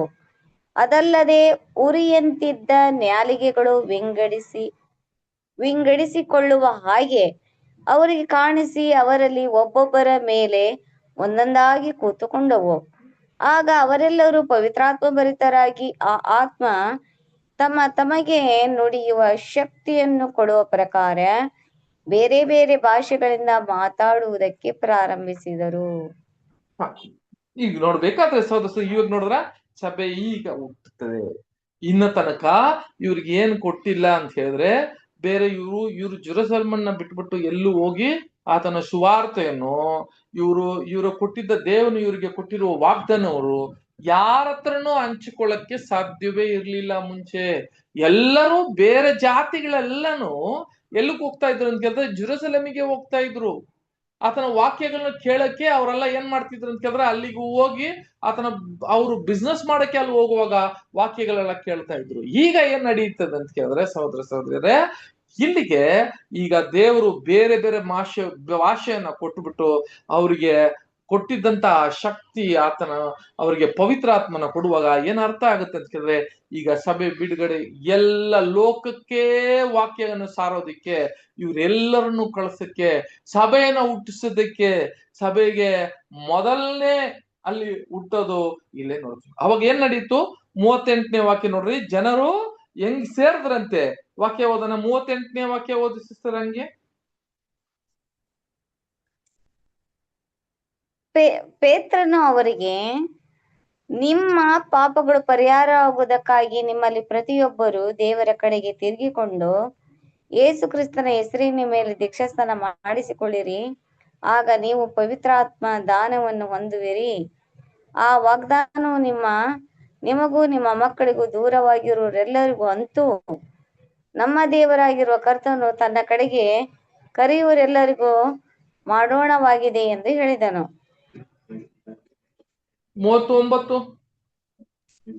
ಆ ವಾಗ್ದಾನವು ನಿಮಗೂ ನಿಮ್ಮ ಮಕ್ಕಳಿಗೂ ದೂರವಾಗಿರುವರೆಲ್ಲರಿಗೂ ಅಂತೂ ನಮ್ಮ ದೇವರಾದ ಕರ್ತನು ತನ್ನ ಕಡೆಗೆ ಕರೆಯುವರೆಲ್ಲರಿಗೂ ಮಾಡೋಣವಾಗುವುದು ಎಂದು ಹೇಳಿದನು. ಬೇರೆ ಅನೇಕ ಮಾತುಗಳಿಂದ ಅವನು ಖಂಡಿತವಾಗಿ ಸಾಕ್ಷಿ ನುಡಿದನು. ಲೂಕ್ ಅಲ್ಲ, ಅಪೊಸ್ತಲ ಕೃತ್ಯದಲ್ಲಿ 2ನೇ ಅಧ್ಯಾಯ 38-39. ಅದನ್ನೇ ಓದಿದ್ದೆ ಬ್ರದರ್. ಅದೇ ಓದಿದ್ರಾ? ಅದೇ ಓದಿದ್ದು. ಹೌದಾ? ಹೌದು. ಇಲ್ಲಿಗೆ 39ನೇ ವಾಕ್ಯ ಓದ್ರಿ. ಅದೇ ಪೇತ್ರನು ಅದು. ಅದನ್ನ ಓದಿದ್ರ ಈಗ 40 38, 39 ಮಾತ್ರ. ಓಕೆ, ಅವಾಗ ಪೇತ್ರನು ಅವ್ರಿಗೆ ಏನ್ ಹೇಳಿದ್ರು ಅಂತ ಕೇಳಿದ್ರೆ, ಎಲ್ಲರಿಗೂ ದೀಕ್ಷೆ ಅಲ್ಲಿಂದ ಶುರು ಆಗ್ತದೆ ನೋಡ್ರಿ. ಎಲ್ಲರೂ ದೇವ್ರ ಕಡೆ ತಿರುಗ್ರಿ ಅಂತ ಹೇಳಿ ಆತನ ಎಲ್ಲರಿಗೂ ದೀಕ್ಷಾ ಸ್ಥಾನನ ಕೊಟ್ರಂತೆ. ಆಮೇಲೆ 41ನೇ ವಾಕ್ಯ ಓದಿಸ್ತದಂಗೆ, ಅವರನ್ನು ಅವನ ಓದುವುದಂತೆ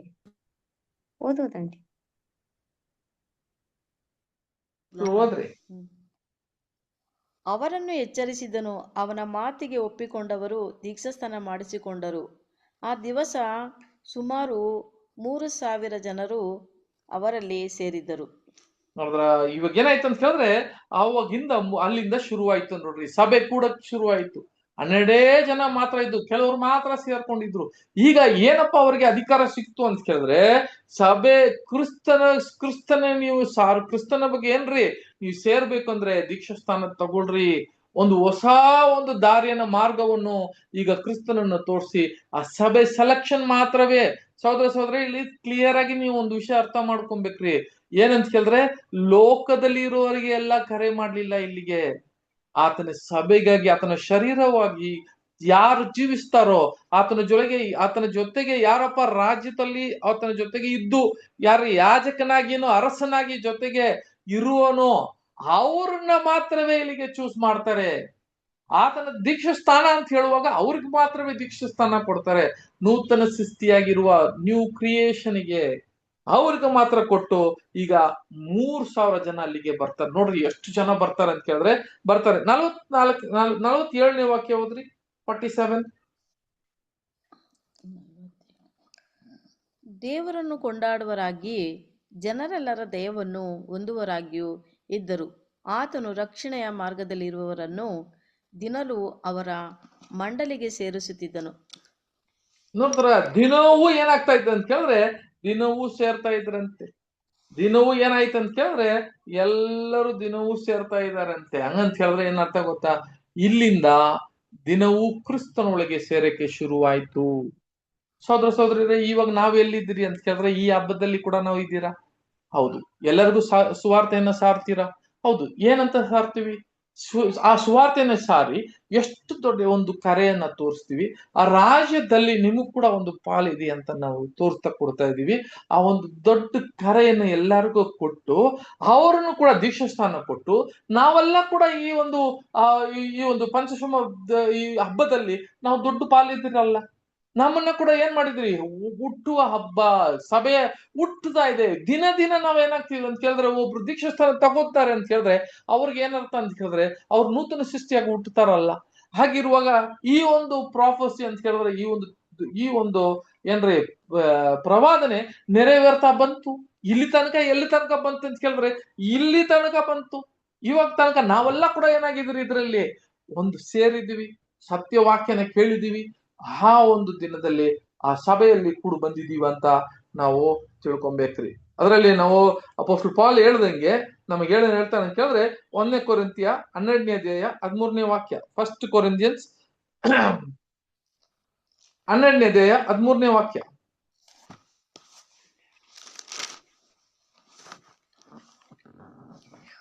ಕ್ರಿಸ್ತನು ಯಹೂದ್ಯರಲ್ಲಿ ಗ್ರೀಕರಾಗಲಿ ದಾಸರಾಗಲಿ ಸ್ವತಂತ್ರರಾಗಲಿ ನೀವೆಲ್ಲರೂ ಒಂದೇ ದೇಹವಾಗುವುದಕ್ಕಾಗಿ ಒಂದೇ ಆತ್ಮದಲ್ಲಿ ದೀಕ್ಷಾಸ್ನಾನ ಮಾಡಿಸಿಕೊಂಡೆವು. ನೋಡಿದ್ರ ನೀವೆಲ್ಲ ಒಂದೇ ದೇಹವಾಗಿ ಒಂದೇ ದೀಕ್ಷಾಸ್ಥಾನವನ್ನು ತಗೊಂಡಿದ್ದೀರಾ ಆತನ ಸೇರೋದಿಕ್ಕೆ ಅಂತ ಹೇಳುವಾಗ ಆ ಒಂದೇ ಶರೀರಕ್ಕೆ ಮೊದಲನೇ ಕರೆ ಕೊಟ್ಟಿದ್ವಿ. ಕ್ರಿಸ್ತನ ಶರೀರಕ್ಕೆ ಕೊಟ್ಟಿರುವ ಒಂದು ಕರೆ. ಆ ಕರೆದಲ್ಲಿ ನಾವ್ ಏನಾಗ್ತೀರ ಅಂತ ಕೇಳಿದ್ರೆ ನೋಡ್ರಿ, ಈ ಒಂದು ಪೆಂಟಕಾಸ್ಟ್ ಅಂತ ಹೇಳುವಾಗ ಅಲ್ಲಿ ಸಭೆ ಹುಟ್ಟಿದ ದಿನ. ಇನ್ನ ತನಕ ಸಭೆ ಏನಾಗ್ತದೆ ಅಂತ ಕೇಳಿದ್ರೆ ಇನ್ನ ಸಭೆ ಎತ್ಕೊಂಡಿಲ್ಲ. ಹಾಗಾದ್ರೆ ಅದಕ್ಕೆ ನಾವು ಏನ್ ಪ್ರೂಫ್ ಕೊಡ್ತೀವಿ ಅಂತ ಕೇಳಿದ್ರೆ ಸಹೋದರ ಸಹೋದರಿಯರೇ, ಸಭೆ ಇಲ್ಲಿ ಮುಗಿತಾ ಇದೆಯಾ, ಇಲ್ಲ ಸಭೆಯಲ್ಲಿ ನಮ್ಮಲ್ಲಿ ನಾವು ಇನ್ನ ಬರ್ತಾ ಇದ್ದಾರೆ ಅಂತ ಕೇಳಿದ್ರೆ ಈ ದೀಕ್ಷಾಸ್ಥಾನವೇ ದೊಡ್ಡ ಆಧಾರ ನಮಗೆ. ದೀಕ್ಷಾಸ್ಥಾನ ಮುಖಾಂತರ ಸತ್ಯವನ್ನು ಕೇಳಿ ಯಾರಪ್ಪ ಆ ಒಂದು ಪವಿತ್ರಾತ್ಮನ ಹೊಂದಿಕೊಂಡು ಯಾರು ಮುಂದೆ ಬಂದು ನಾನು ಒಂದು ಜೀವವನ್ನು ಕೊಡ್ತೀನಿ ಅಂತ ಮುಂದೆ ಬರ್ತಾರೋ ಅವರು ಈ ಒಂದು ಪಂಚಶುಮದಲ್ಲಿ ಆ ಕ್ರಿಸ್ತನ ಒಂದು ನೂತನ ಸೃಷ್ಟಿಯಾಗಿ ಅವರು ಕೂಡ ಇದರಲ್ಲಿ ಒಂದೇ ಶರೀರದಲ್ಲಿ ಭಾಗವಹಿಸ್ತಾರೆ ಅಂತ ನಮಗೆ ಗೊತ್ತಾಗ್ತದಲ್ಲ. ಹಾಗಿದ್ರೆ ಇದು ಎಷ್ಟು ದೊಡ್ಡ ಹಬ್ಬವಲ್ಲಿ ನಾವೇನಾಗಿದ್ದೀರಿ, ಒಂದು ಸೇರಿದೀವಿ ಸಹೋದರ ಸಹೋದರಿ ಅಲ್ವಾ. ನಾವು ಮುಂಚೆ ಓದಿದಂಗೆ ನೋಡ್ರಿ ಹೆಂಗ್ ಮಾಡ್ತಾರೆ ಅಂತ ಕೇಳಿದ್ರೆ ಆ ಒಂದು 50ನೇ ದಿನ ನಮ್ಗೆಲ್ಲ ಗೊತ್ತಿದ್ದಂಗೆ ಸಹೋದರ ಸಹೋದರಿಯರೇ, ನಮ್ಗೆ ಹುಳಿ ಇಲ್ಲದ ರೊಟ್ಟಿಯ ಹಬ್ಬ ಒಂದಿದೆ. ಹೌದು, ಹುಳಿ ಇಲ್ಲದ ರೊಟ್ಟಿಯ ಹಬ್ಬ ಅಂತ ಹೇಳಿದ್ರೆ ಏನರ್ಥ ನಮ್ಗೆಲ್ಲ ಗೊತ್ತು, ಅದು ಪಾಪ ಇಲ್ಲದಿರೋ ಒಂದು ರೊಟ್ಟಿ ಅಂತ. ಹಾಗಾದ್ರೆ ಹುಳಿ ಇದ್ದ ರೊಟ್ಟಿ ಅಂತ ಹಬ್ಬ ಮಾಡಿದಾರ? ಹುಳಿ ಇರುವ ರೊಟ್ಟಿಯಲ್ಲಿ ಹಬ್ಬ ಮಾಡಿದಾರ? ಯಾರಾದ್ರೂ ಹೇಳಿ.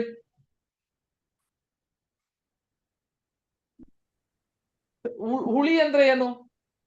ಹುಳಿ ಅಂದ್ರೆ ಪಾಪ, ನಮಗೆಲ್ಲ ಗೊತ್ತು. ಹಾಗಾದ್ರೆ ಹುಳಿ ಇಲ್ಲದ ರೊಟ್ಟಿಯ ಹಬ್ಬ ಮಾಡ್ರಿ ಅಂತ ಹೇಳಿದ್ರು. ಈಗ ನಾವ್ ಏನ್ ನೋಡ್ತೀವಿ ಅಂತ ಹೇಳಿದ್ರೆ ಹುಳಿ ಇರುವ ರೊಟ್ಟಿಯಲ್ಲಿ ಹಬ್ಬ ಮಾಡಕ್ಕೆ ಎಲ್ಲಾದ್ರೂ ಹೇಳಿದಾರ? ಇಲ್ಲ, ಎಲ್ಲಿ ಹೇಳಿಲ್ಲ. ಹೇಳ್ಯಾರ. ಮಾಡ್ಬೇಕಂತ ಹೇಳವ್ರೆ. ಅದು ದೇವ್ರ ಮಕ್ಕಳಿಗೆ ಹೋಲಿಕೆ, ನಮ್ಮಲ್ಲಿ ಪಾಪ ಐತೆ. ನೋಡ್ರಿ ಎಲ್ಲಿಗೆ ಹೇಳ್ತಾರೆ ಅಂತ ಕೇಳಿದ್ರೆ ನೋಡ್ರಿ, ಎಲ್ಲಿಗೆ? ದೇವದರ್ಶನ ಗುಡಾರದಲ್ಲಿ ಇಲ್ಲ. ನೋಡ್ರಿ ಯಾಚಕಕಾಂಡದಲ್ಲಿ 23ನೇ ಅಧ್ಯಾಯ 17ನೇ ವಾಕ್ಯ ಓದಿ. 23:17.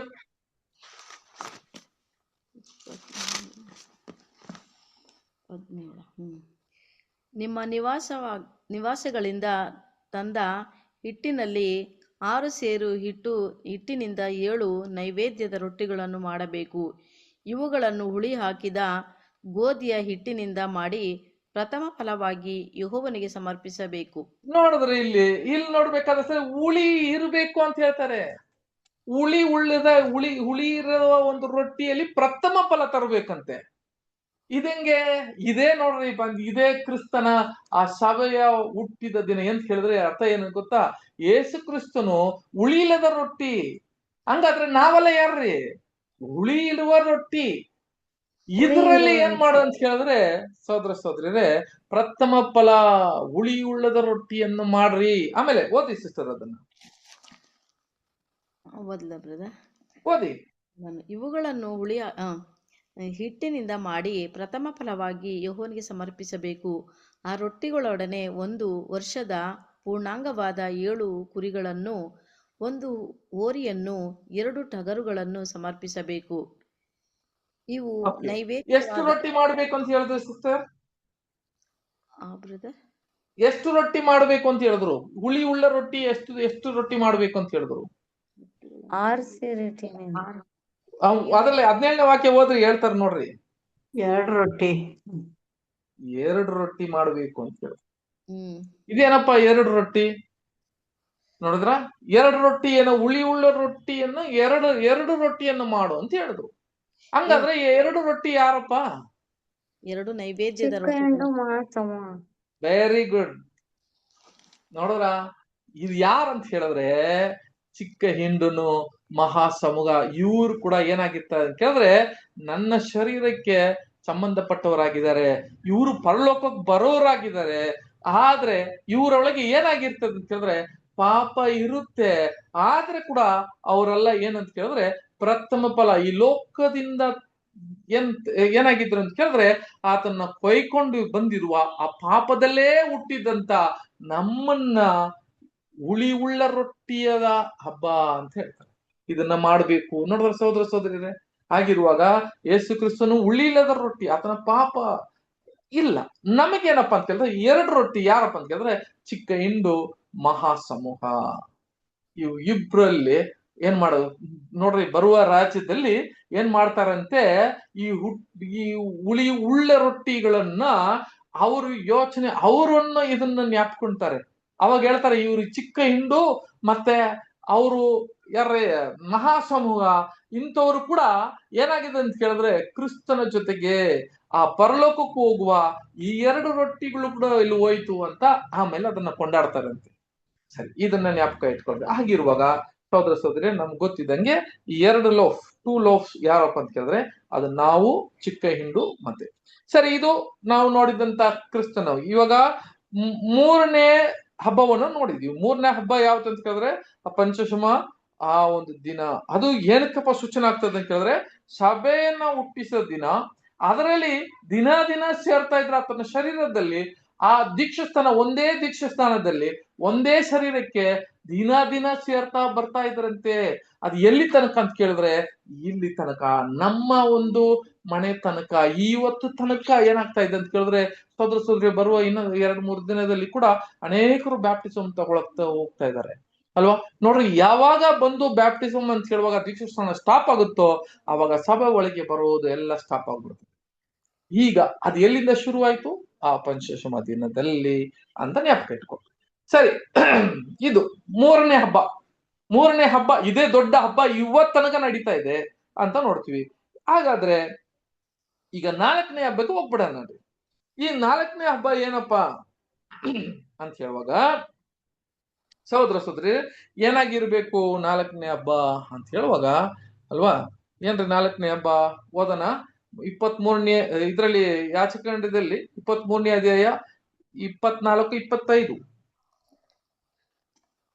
ಇಸ್ರಾಯೇಲರಿಗೆ ಹೀಗೆ ಆಜ್ಞಾಪಿಸಬೇಕು, 7ನೆಯ ತಿಂಗಳಿನ 1ನೆಯ ದಿನದಲ್ಲಿ ನಿಮಗೆ ಸಂಪೂರ್ಣ ವಿರಾಮವಿರಬೇಕು. ಅದನ್ನು ತುತ್ತೂರಿಗಳ ಧ್ವನಿಯಿಂದ ಪ್ರಕಟಪಡಿಸಬೇಕು. ದೇವರ ಆರಾಧನೆಗಾಗಿ ಸಭೆ ಕೂಡಬೇಕು. ಆ ದಿನದಲ್ಲಿ ಯಾವ ಉದ್ಯೋಗವನ್ನು ನಡೆಸಬಾರದು, ಯೆಹೋವನಿಗೆ ಹೋಮವನ್ನು ಮಾಡಬೇಕು. ಸಾಕು. ಈಗಿರುವಾಗ ಸಹೋದರ ಸಹೋದರಿಯರೇ, ಇಲ್ಲಿಗೆ ನೋಡ್ತೀವಿ ಏನಂತ ತುತ್ತೂರಿಯ ಹಬ್ಬ. ಅದ್ ನಾನು ಹೇಳಿದ್ನಲ್ಲ ಅವತ್ತೆ ಅಂತ ಹೇಳುವಾಗ ಇದು ಯಾವ್ದಪ್ಪ ಅಂತ ಕೇಳಿದ್ರೆ ಯೆಹೋವನಿಗೆ ಈ ತುತ್ತೂರಿಯ ಹಬ್ಬ ಅಂತ ಹೇಳ್ತಾರೆ. ಈ ತುತ್ತೂರಿಯ ಹಬ್ಬ ಅಂತ ಹೇಳುವಾಗ ಇದು ನಡೆಯುವ ಒಂದು ಕಾಲ ಯಾವ್ದಪ್ಪ ಅಂತ ಕೇಳಿದ್ರೆ ಯಾವ್ದ್ರಿ? ವಸಂತ ಕಾಲದಲ್ಲಿ ನಡೀತದ ಇದು ಸಹೋದರ ಸಹೋದರಿಯರೇ. 3 ಹಬ್ಬ ನಾನು ಹೇಳಿದ್ನಲ್ಲ, 3 ಹಬ್ಬ ಯಾವಾಗ್ರಿ? ಅದು ವಸಂತ ಕಾಲದಲ್ಲಿ ನಡೆಯುವ, ಅದು ಯೇಸು ಕ್ರಿಸ್ತನ ಮೊದಲನೇ ಬರವಣಿಗೆಯಲ್ಲಿ ನಡೆಯುವ ವಿಷಯಗಳು. ಓಕೆ, ನೋಡ್ರಿ, ಇವಾಗ ಆ ಹಬ್ಬದ ಬಗ್ಗೆ ನೀವು ಸರಿಯಾದ ರೀತಿಯಲ್ಲಿ ಅರ್ಥ ಮಾಡ್ಕೊಳ್ರಿ. ಒಂದ್ ವೇಳೆ ನನ್ನ ಲ್ಯಾಂಗ್ವೇಜ್ ಅಂತ ಹೇಳಿದ್ರೆ ನಾನು ಹೇಳುವ ಮಾತುಗಳಲ್ಲಿ ಸ್ವಲ್ಪ ಕೊರತೆಗಳು ಹಂಗಿಲ್ಲಿ ಇದ್ರೆ ಕೂಡ ಸತ್ಯ ಬಹಳ ಸಿಂಪಲ್ ಆಗಿ ಇದೆ ನಾವು ಅರ್ಥ ಮಾಡ್ಕೊಳ್ಳೋದಕ್ಕೆ.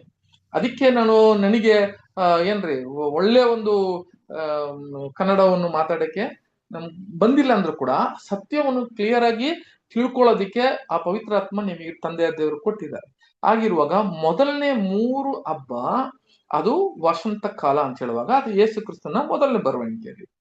ಆಮೇಲೆ ಇದು ಪಂಚಶಮ ಅಂತ ಹೇಳುವಾಗ ಪೆಂಟಕಾಸ್ಟ್ ಏನಂತ ಹೇಳಿದ್ರೆ ಅಲ್ಲಿಂದ ಇಲ್ಲಿ ತನಕ ನಡೀತಾ ಇರುವ ಆ ಒಂದು ಹಬ್ಬ.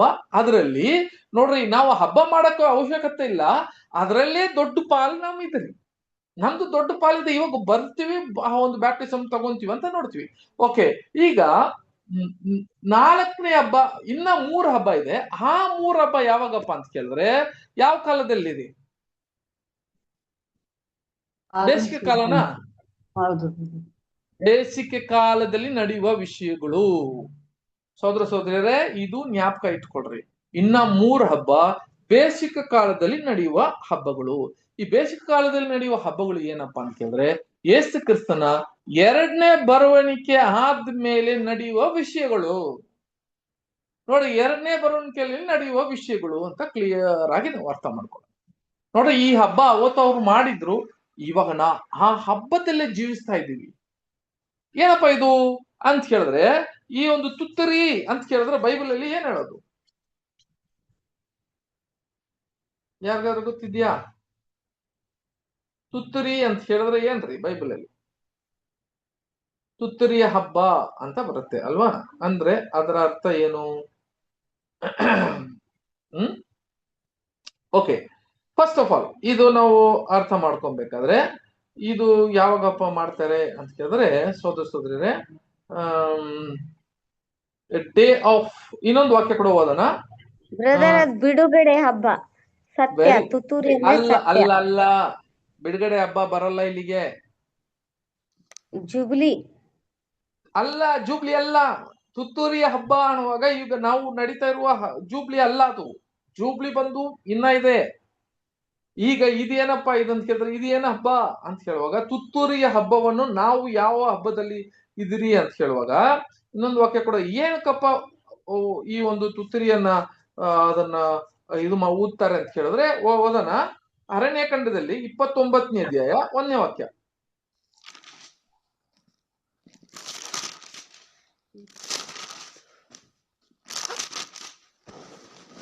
ತುತ್ತೂರಿಗಳ ಧ್ವನಿಯಿಂದ ಪ್ರಕಟವಾದ 7ನೆಯ ತಿಂಗಳಿನ ಮೊದಲನೇ ದಿನದಲ್ಲಿ ನೀವು ಯಾವ ಉದ್ಯೋಗವನ್ನು ನಡೆಸದೆ ವಿಷಯ ಸಾಕು.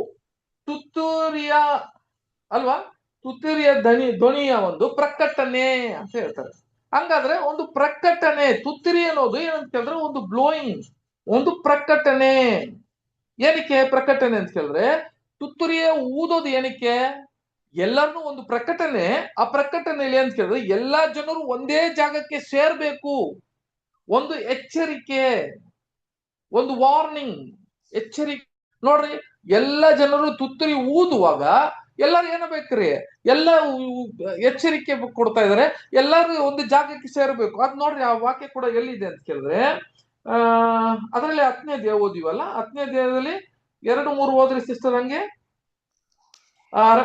ಅರಣ್ಯಕಾಂಡದಲ್ಲಿ 10ನೇ ಅಧ್ಯಾಯ 2-3. ನೀನು ಬೆಳ್ಳಿಯ ತಗಡಿನಿಂದ 2 ತುತ್ತೂರಿಗಳನ್ನು ಮಾಡಿಸಬೇಕು. ಜನ ಸಮೂಹದವರನ್ನು ಕೂಡ ಕರೆಸುವುದಕ್ಕೂ ದಂಡುಗಳನ್ನು ಹೊರಡಿಸುವುದಕ್ಕೂ ಅವುಗಳನ್ನು ಉಪಯೋಗಿಸಬೇಕು. ಸಾಕು. ನೋಡಿದ್ರ, ಹಂಗಾದ್ರೆ ತುತ್ತೂರಿ ಏನಕ್ಕೆ ಅಂತ ಹೇಳಿದ್ರೆ ಜನಗಳನ್ನು ಕೂಡಿಸ್ಬೇಕು. ಜನಗಳು ಕೂಡಿಸ್ಬೇಕಾದ್ರೆ ಈ ತುತ್ತೂರಿ ಹಬ್ಬವನ್ನು ಮಾಡಬೇಕು ಅಂತ ಹೇಳ್ತಾರೆ. ಈಗ ಅದನ್ನ ಏನ್ ಮಾಡ್ತಾರೆ ಅಂತ ಹೇಳಿದ್ರೆ ಆ ತುತ್ತೂರಿಯನ್ನ ಎತ್ತು ಸೋದರ ಊದುವ ಒಂದು ಕಾಲ. ಇದೇನಪ್ಪ ತುತ್ತೂರಿಗೆ ಊದು ಕಾಲ?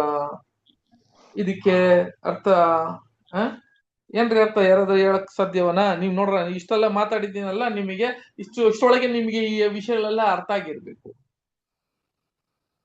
ಓಕೆ, ಓದೋಣ.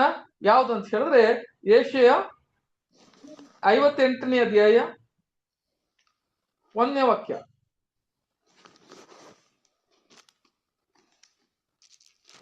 ಗಂಟಲೆತ್ತಿ ಹೋಗು, ಸಂಕೋಚ ಪಡಬೇಡ. ಕೊಂಬಿನಂತೆ ಧ್ವನಿಗೈದು ನನ್ನ ಜನರಿಗೆ ಅವರ ದ್ರೋಹವನ್ನು ತಿಳಿಸು. ಯಾಕೋಬ ವಂಶದವರಿಗೆ ಅವರ ಪಾಪಗಳನ್ನು ಅರವು. ನೋಡಿದ್ರ, ಈಗ ಏನ್ ಹೇಳ್ತಾರೆ ಕೇಳಿದ್ರೆ ಅವರು ಆತನ ಒಂದು ಧ್ವನಿಯು ಏನಕ್ಕೆ ಅಂತ ಕೇಳಿದ್ರೆ ಆತನ ಎಲ್ಲಾ ಪಾಪಗಳನ್ನು ತಿಳಿಸೋದಿಕ್ಕೆ ಆ ಧ್ವನಿಯನ್ನು ದೊಡ್ಡ ಧ್ವನಿಯಾಗಿ ಕೊಟ್ಟಿದ್ರಂತೆ. ಸೋದರರೇ, ಇದೇ ಕ್ರಿಸ್ತನು ನಮಗೆ ಹೇಳುವ ವಿಷಯ ಏನಂತ ಕೇಳಿದ್ರೆ ನಮಗೆಲ್ಲ ಗೊತ್ತು. ಆ ವಾಕ್ಯ, ದೇವರ ವಾಕ್ಯ ಸತ್ಯವನ್ನು ಹೆಂಗ್ ಸಾರಿದ್ರು ಅಂತ ಕೇಳಿದ್ರೆ ನೋಡ್ರಿ, 1ನೇ ಕೊರಿಂಥಿಯ 14ನೇ ಅಧ್ಯಾಯ 7ನೇ ವಾಕ್ಯ. 1ನೇ ಕೊರಿಂಥಿಯ 14:7.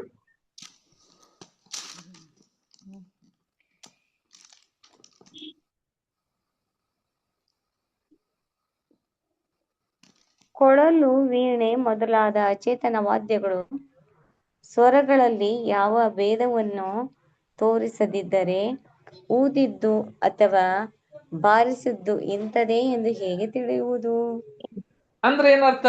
ಇಲ್ಲಿಗೆ ನೋಡ್ರಿ, ಏನ್ ಹೇಳ್ತಾರೆ, ತುತ್ತೂರಿಯ ಧ್ವನಿ ಅಂತ ಹೇಳುವಾಗ ಈಗ ಕ್ಲಿಯರ್ ಆಗಿ ಹೇಳ್ತಾರೆ. ಎಲ್ಲರ ಕೈಲೂ ಬೈಬಲ್ ಇದೆ, ವಾಕ್ಯ ಇದೆ. ಇದನ್ನ ಅರ್ಥ ಏನು ಅರ್ಥ ಮಾಡ್ಕೊಡ್ರಿ ಸಿಸ್ಟರ್. ನಾನ್ ಹಾಕಿದೀನಲ್ಲ ಆ ಒಂದು ಟ್ರಾನ್ಸ್ಲೇಷನ್ ಓದ್ರಿ.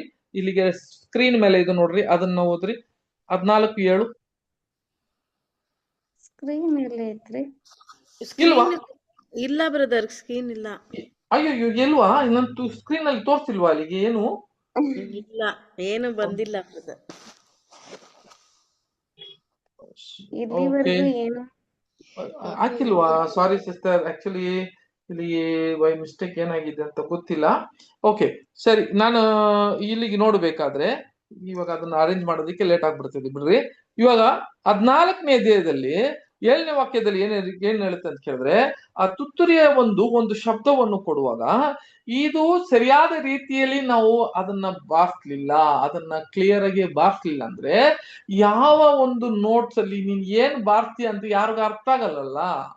ಇವಾಗ ಒಂದು ಹಾಡನ್ನ ಹಾಡ್ತೀವಿ, ಈ ಹಾಡನ್ನ ಬಂದು ತುತ್ತರಿಯಲ್ಲಿ ಹಾಡ್ಬೇಕಾದ್ರೆ ಯಾವ್ದೋ ಒಂದು ಅದನ್ನ ನೀನು ಅದನ್ ಬಿಟ್ಟು ಯಾವ್ದೋ ಒಂದು ಶಬ್ದ ಮಾಡಿದ್ರೆ ಅದು ಏನ್ ಹಾಡಂತ ಯಾರು ಕಂಡುಹಿಡಿಯಕ್ ಆಗಲ್ಲ.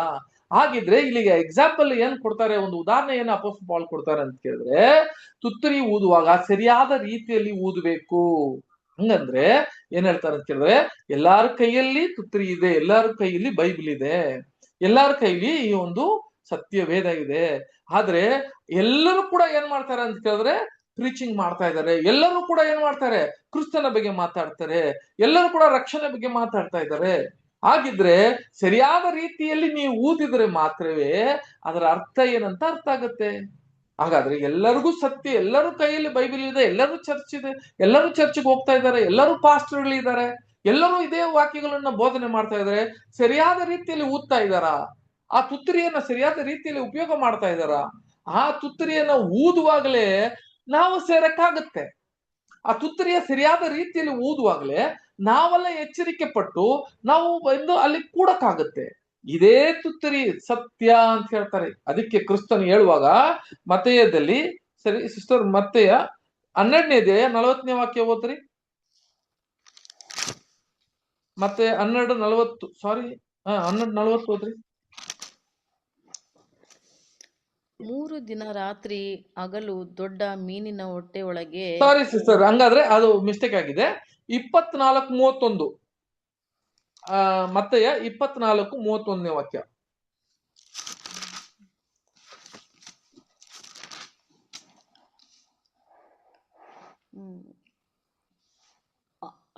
ಆತನು ತುತ್ತೂರಿಯ ಮಹಾಶಬ್ದದಿಂದ ತನ್ನ ದೂತರನ್ನು ಕಳಿಸುವನು, ಅವರು ಆತನ ಆದುಕೊಂಡವರನ್ನು ಆಕಾಶದ ಒಂದು ಕಡೆಯಿಂದ ಮತ್ತೊಂದು ಕಡೆಯವರೆಗೂ 4 ದಿಕ್ಕುಗಳಿಂದ ಒಟ್ಟುಗೂಡಿಸುವನು. ನೋಡಿದ್ರ ಆತನ ಏನ್ ಮಾಡೋನು ಅಂತ ಕೇಳಿದ್ರೆ, ಆ ತುತ್ತೂರಿ ಮುಖಾಂತರ ಆ ದೂತರನ್ನ ಕಳಿಸುವನು.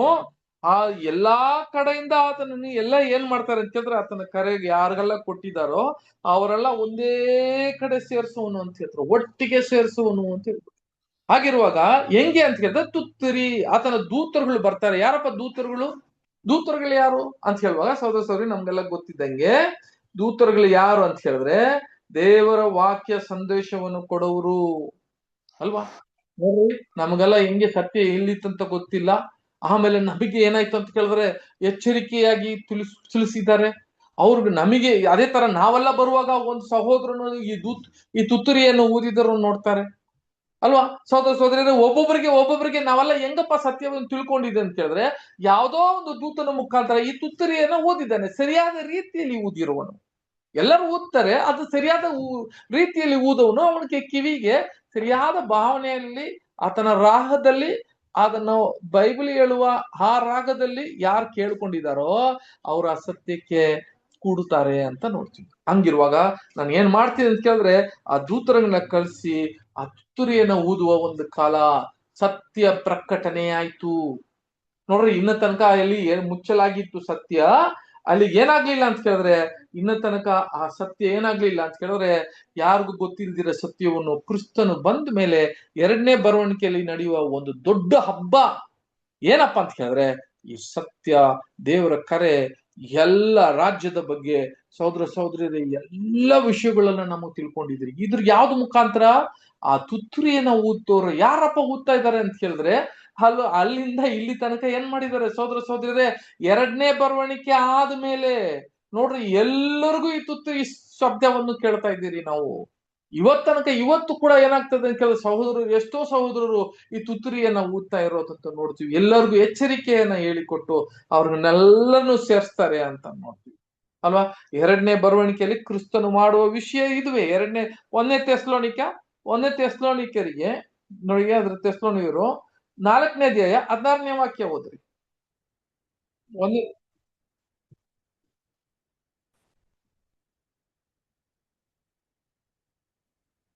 ಒಂದನೇ ತೆಸ್ಲೋನಿಕರು 4:16.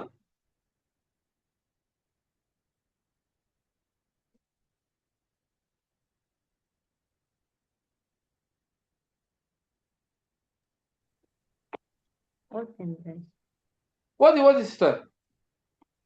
1ನೇ ಥೆಸಲೋನಿಕ. ಕರ್ತನು ತಾನೇ ಆಜ್ಞಾಘೋಷದೊಡನೆಯೂ ಪ್ರಧಾನ ದೂತನ ಶಬ್ದದೊಡನೆಯೂ ದೇವರ ತುತ್ತೂರಿ ಧ್ವನಿಯೊಡನೆಯೂ ಆಕಾಶದಿಂದ ಇಳಿದು ಬರುವನು. ನೋಡಿದ್ರೆ ಸೋದರ ಆತನು ಬರುವಾಗ್ಲೇ ದೇವರ ತುತ್ತೂರಿಯನ್ನು, ಆಕಾಶದ ಬರುವಾಗ್ಲೇ ತುತ್ತೂರಿಯನ್ನು ಏನ್ ಮಾಡ್ತಾರೆ ಅಂತ ಹೇಳಿದ್ರೆ ಊದ್ಕೊಂಡೇ ಬರ್ತಾನೆ ಅಂತ ಹೇಳಿದ್ರೆ ಅರ್ಥ ಏನು ಅಂತ ಹೇಳಿದ್ರೆ ಸೋದರರೇ, ಹಿಂಗೆ ಆತನು ಬರುವಾಗ ಆ ತುತ್ತೂರಿಯ ಶಬ್ದ. ಇವಾಗ ನಾವು ಯಾವ ಹಬ್ಬದಲ್ಲಿ ಇದ್ದೀರಿ ಅಂತ ಹೇಳುವಾಗ ಈ ತುತ್ತೂರಿಯ ಶಬ್ದದಲ್ಲಿ ಇದ್ದೀರಲ್ಲ, ಸೋದರರೇ, ಜಸ್ಟ್ ಇಮ್ಯಾಜಿನ್ ಮಾಡ್ರಿ, ನಾವು ಯಾವ ಹಬ್ಬದಲ್ಲಿ ಇದ್ದೀರಿ ಅಂತ ಕೇಳಿದ್ರೆ ಆ ತುತ್ತೂರಿ ಊದುವ ಒಂದು ಹಬ್ಬದಲ್ಲಿ. ನೋಡ್ರಿ, ನಾವು ಪಂಚಮ ದಿನದಲ್ಲಿ ಮಾತ್ರ ಅಲ್ಲ, ಆ ದಿನದಲ್ಲಿ ಹುಟ್ಟು ಬಿಟ್ಟಿದ್ದೀರಿ, ನಾವು ಇದ್ದೀರಿ ಇಲ್ಲಿಗೆ. ಈಗ ನಾವು ಎರಡನೇ ವಿಷಯ ನೋಡ್ಬೇಕಾದ್ರೆ ಅದು ಆ ಬೇಸಿಗೆ ಕಾಲದಲ್ಲಿ ಬಂದಿದ್ದಂತ ಆ ಒಂದು ಹಬ್ಬದಲ್ಲಿ ಮೊದಲನೇ ಹಬ್ಬ ಯಾವ್ದಂತ ಕೇಳಿದ್ರೆ ಈ ಒಂದು ತುತ್ತೂರಿ ಹಬ್ಬ. ಈ ತುತ್ತೂರಿ ಹಬ್ಬ ಶುರು ಆಯ್ತಾ ಅಂತ ಕೇಳಿದ್ರೆ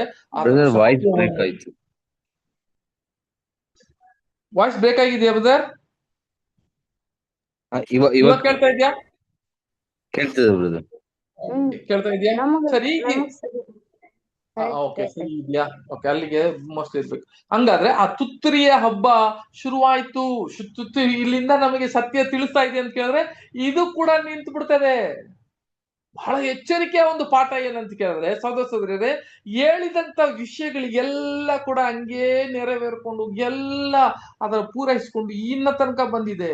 ಈ ತುತ್ತೂರಿ ನೋಡ್ರಿ, ನಮ್ಮ ಮನೆ ತನಕ ಬಂದ್ಬಿಟ್ಟೈತೆ, ನಮ್ಮ ಕಿವಿ ತನಕ ಬಂದೈತೆ.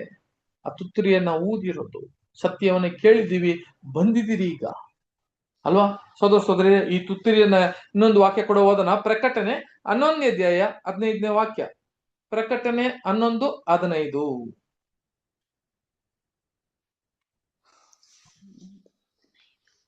ಏಳನೇ ದೇವದೂತನು ತುತ್ತೂರಿಯನ್ನು ಊದಿದ್ದನು. ಆಗ ಪರಲೋಕದಲ್ಲಿ ಮಹಾಶಬ್ದಗಳುಂಟಾಗಿ ಲೋಕದ ರಾಜ್ಯಾಧಿಕಾರವು ನಮ್ಮ ಕರ್ತನಿಗೂ ಆತನು ಅಭಿಷೇಕಿಸಿದವನಿಗೂ ಉಂಟಾಯಿತು. ನೋಡಿದ್ರ, ಈ 7ನೇ ದೂತನು ತುತ್ತೂರಿಯನ್ನು ಊದಿದನು ಅಂತ ಹೇಳುವಾಗ ಇದನ್ನ ಅರ್ಥ ಏನಂತ ಗೊತ್ತಾ ಸೋದರರೇ? 7ನೇ ದೂತನು ಅಂತ ಯಾರು 7ನೇ ದೂತನು? ಹೌದು, ತಾನು ಸತ್ಯವನ್ನು ಅಂದ್ರೆ ಅರ್ಥ ಏನು? 7ನೇ ದೂತನು ಇರೋದೇ ಎಷ್ಟು ದೂತನು ಇದ್ನ ಅಂತ ಕೇಳಿದ್ರೆ 7 ದೂತನು. ಹಂಗಾದ್ರೆ ಎಷ್ಟು ತುತ್ತೂರಿ ಇತ್ತು ಅಂತ ಕೇಳಿದ್ರೆ 7 ತುತ್ತೂರಿನೇ ಇತ್ತು. 7 ಕಾಲಕ್ಕೆ ತಕ್ಕದಾಗಿ 7 ತುತ್ತೂರಿ ಇತ್ತು. 7ನೇ ತುತ್ತೂರಿಯನ್ನ ಊದ್ಬಿಟ್ರು. ಈಗ 7ನೇ ತುತ್ತೂರಿ ಆಯ್ತು ಅಂತ ಕೇಳಿದ್ರೆ ಇನ್ನು ಮುಂದೆ ಯಾವ ತುತ್ತೂರಿಯನ್ನು ಇಲ್ಲ. ನಾವು ಯಾವ ಕಾಲದಲ್ಲಿ ಬಾಳ್ತಾ ಇದೀವಿ ಅಂತ ಕೇಳಿದ್ರೆ ಇದು ಬಹಳ ಒಂದು ದೊಡ್ಡ ಒಂದು ಎವಿಡೆನ್ಸ್ ಏನಂತ ಕೇಳಿದ್ರೆ ನಾವು ಈ ಕೊನೆ ಕಾಲದಲ್ಲಿ ಇದ್ದೀವಿ ಅಂತ ಬಹಳ ಒಂದು ದೊಡ್ಡ ಎವಿಡೆನ್ಸ್. 7ನೇ ದೂತನ ಮುಖಾಂತರ ಆ ತುತ್ತೂರಿಯನ್ನ ಊದಿ ಆಯ್ತು. ನಮಗೆ ಎಲ್ಲ ಸತ್ಯವನ್ನು ಸಿಕ್ಕಿದೆ. ನಮ್ಮ ಕೈಯಲ್ಲಿ ಓದೋದಕ್ಕೆ ಎಲ್ಲಾ ಪಾಠ ಪುಸ್ತಕಗಳನ್ನು ನಮ್ಮ ಕೈಯಲ್ಲಿ ಬಂದಿದೆ. ಎಷ್ಟೋ ಸತ್ಯವನ್ನು ಕೇಳ್ತಾ ಇದ್ದೀವಿ, ಎಲ್ಲ ಬಿಡುಗಡೆ ಆಯ್ತು. ನಮಗೆ ಎಲ್ಲ ವಿಷಯಗಳನ್ನು ತಿಳಿಯೋದಕ್ಕೆ ದೇವರು ಆ ಒಂದು ಪವಿತ್ರ ಆತ್ಮನ ಕೊಟ್ಟಿದ್ದಾರೆ. ಇವೆಲ್ಲ ನೋಡುವಾಗ ಈ ಸೋದರರೇ, ನಮಗೆ ಎಷ್ಟು ಎಚ್ಚರಿಕೆ ಇರಬೇಕು ಅಂದ್ರೆ ನಾವು ಕೊನೆ ಕಾಲದಲ್ಲಿ ಇದ್ದೀರಿ ಅಂತ ಇದು ಎವಿಡೆನ್ಸ್ ಇದಲ್ಲ. ನೋಡ್ರಿ ಎಲ್ಲಿಗೆ ಇದೆ ಅಂತ ಕೇಳಿದ್ರೆ ಆ ತುತ್ತೂರಿಯನ್ನ 7ನೇ ದೂತನ ಮುಖಾಂತರ ಅದು ಊದಿತು. ಆತನ ರಾಜ್ಯಗಳೆಲ್ಲ ಆತನದಾಯ್ತು ಅಂತ ಹೇಳ್ತಾರೆ. ಆಗಿದೆ ಇದು. ನೋಡ್ರಿ, ಇವಾಗ ನಡೀತಾ ಇರುವ ಒಂದು ವಾರು, ಈ ಒಂದು ಯುದ್ಧ ಅಲ್ಲ, ಇವೆಲ್ಲ ಹೆಂಗ್ರಿ? ನೋಡ್ರಿ, ಒಂದ್ ಕಡೆ ಯುದ್ಧ ನಡೀತಾ ಇದ್ರೆ ಕೂಡ ಆ ತುತ್ತೂರಿ 7ನೇ ದೂತನು ಓದಿರುವ ತುತ್ತೂರಿ ಹೆಂಗಿದೆ ಅಂತ ಕೇಳಿದ್ರೆ ಇಲ್ಲೆಲ್ಲ ನಮ್ಮ ಕಡೆ ಎಲ್ಲ ಸುತ್ತಾ ಇದೆ. ನಾವು ಎಚ್ಚರಿಕೆ ಪಟ್ಟು ಮುಂದೆ ಬಂದಿದ್ದೀವಿ. ಸರಿ, ಇಲ್ಲಿಗೆ ನಾವು ಯಾವ್ದು ಮುಗಿಸಿದೀವಿ ಅಂತ ಹೇಳಿದ್ರೆ ಸೋದರರೇ, ಒಂದು ಇವತ್ತು ನೋಡಿದಂತ ವಿಷಯ ಪೆಂಟೆಕೋಸ್ಟ್, ಪಂಚಶಮ ಒಂದು, ಇನ್ನೊಂದು ತುತ್ತೂರಿಯ ಕಾಲ. ಆ ತುತ್ತೂರಿಯ ಕಾಲದಲ್ಲಿ ನಾವು ಇದ್ದೀರಿ ಅಂತ ಕೇಳಿದ್ರೆ ಹೌದು, ತುತ್ತೂರಿಯ ಕಾಲದಲ್ಲಿ ಇದ್ದೀರಿ. ಇವಾಗ ನಾವು ಆ ಕಾಲದಲ್ಲಿ ಕೂಡ ವಾಸ ಮಾಡ್ತಾ ಇದ್ದೀರಿ, ಕೇಳ್ತಾ ಇದ್ದೀವಿ. ಆ ಎಚ್ಚರಿಕೆ ಪಟ್ಟು ನಮ್ಮನ್ನ ನಾವು ತಿತ್ಕೊಂತಾ ಇದೀವಿ. ಓಕೆ, ಈಗ ಬರೋ ವಾರ ನಾವು ಯಾವ್ದು ನೋಡೋಣ ಅಂತ ಕೇಳಿದ್ರೆ ದ ಫೀಸ್ಟ್ ಆಫ್ ಅಟೋನ್ಮೆಂಟ್ ಅಂತ ಹೇಳ್ತೀವಿ. ಅಂದ್ರೆ ಅರ್ಥ ಏನಂತ ಕೇಳಿದ್ರೆ ಸಹೋದರ ಸಹೋದರಿಯರೇ, ಇದರ ಅರ್ಥ ಏನಂತ ಕೇಳಿದ್ರೆ ಪಾಪ ಪರಿಹಾರ ನಡೆಯುವ ಒಂದು ಹಬ್ಬ. ಇದೇನಪ್ಪ ಇದು? ಪಾಪ ಪರಿಹಾರ ನಡೆಯುವ ಒಂದು ಹಬ್ಬ ಒಂದಿದೆ, ಆಮೇಲೆ ಗೂಡಾರ ಹಬ್ಬ. ಇವು ಎರಡು ಹಬ್ಬವೇ. ಈ ಎರಡು ಹಬ್ಬ ಏನ ಇದೆ, ಈ ಎರಡು ಹಬ್ಬ ನಡೀತಾ ಇದೆಯಾ ಇಲ್ಲ ನಡಿಬೇಕಾಗಿರುವ ವಿಷಯಗಳ ಏನಂತ ಬರೋ ವಾರ ಏನ್ ಮಾಡೋಣ ಅದಿದೆ. ಬರೋ ವಾರ ನಾವು ಓದೋಣ. ಇನ್ನ ತನಕ ಕೂಡ ನೀವು ಬಹಳ ಒಂದು ತಾಳ್ಮೆದಿಂದ ಪಾಠವನ್ನ ಕೇಳಿದ್ದೀರಾ. ಮನಸ್ಸಲ್ಲಿ ಇಟ್ಕೊಳ್ರಿ, ಎಷ್ಟು ಒಂದು ಗ್ಯಾರಂಟಿ ಎವಿಡೆನ್ಸು ನಮ್ಮ ಬೈಬಲ್ ಅಲ್ಲಿ ನಾವು ಇವೆಲ್ಲ ಗೊತ್ತಿದ್ದು ಕೂಡ ನಾವು ಇನ್ನ ಕೂಡ ನಾವು ನಮ್ಮನ್ನ ತಿತ್ತುಕೊಂಡಿಲ್ಲ, ಇನ್ನ ನಾವು ಜೀವಿಸ್ತಾ ಇಲ್ಲ, ಕ್ರಿಸ್ತನಿಗೆ ಅವರ ಒಂದು ಹೆಜ್ಜೆ ಜಾಡಲ್ಲಿ ನಡೀತಾ ಇಲ್ಲ, ದೇವರಿಗೆ ಕಾಗಿ ನಾವು ಜೀವಿಸ್ತಾ ಇಲ್ಲ ಅಂತ ಹೇಳಿದ್ರೆ ನಾವು ಎಷ್ಟು ದೊಡ್ಡ ತಪ್ಪು ಮಾಡ್ತೀರಂತ ಸ್ವಲ್ಪ ಯೋಚನೆ ಮಾಡ್ಕೊಂಡು. ಅದಕ್ಕೆ ವಾಕ್ಯ ನಾವು ಹೇಳುವಾಗ ಒಂದು ವಾಕ್ಯ ಮಾತ್ರ ಓದಿ ನಾವು ಮುಗಿಸೋಣ್ರಿ. ಹೆಬ್ರಿಯರಿಗೆ 2ನೇ ಅಧ್ಯಾಯ 4ನೇ ವಾಕ್ಯ. ಹೀಬ್ರೂ 2:4.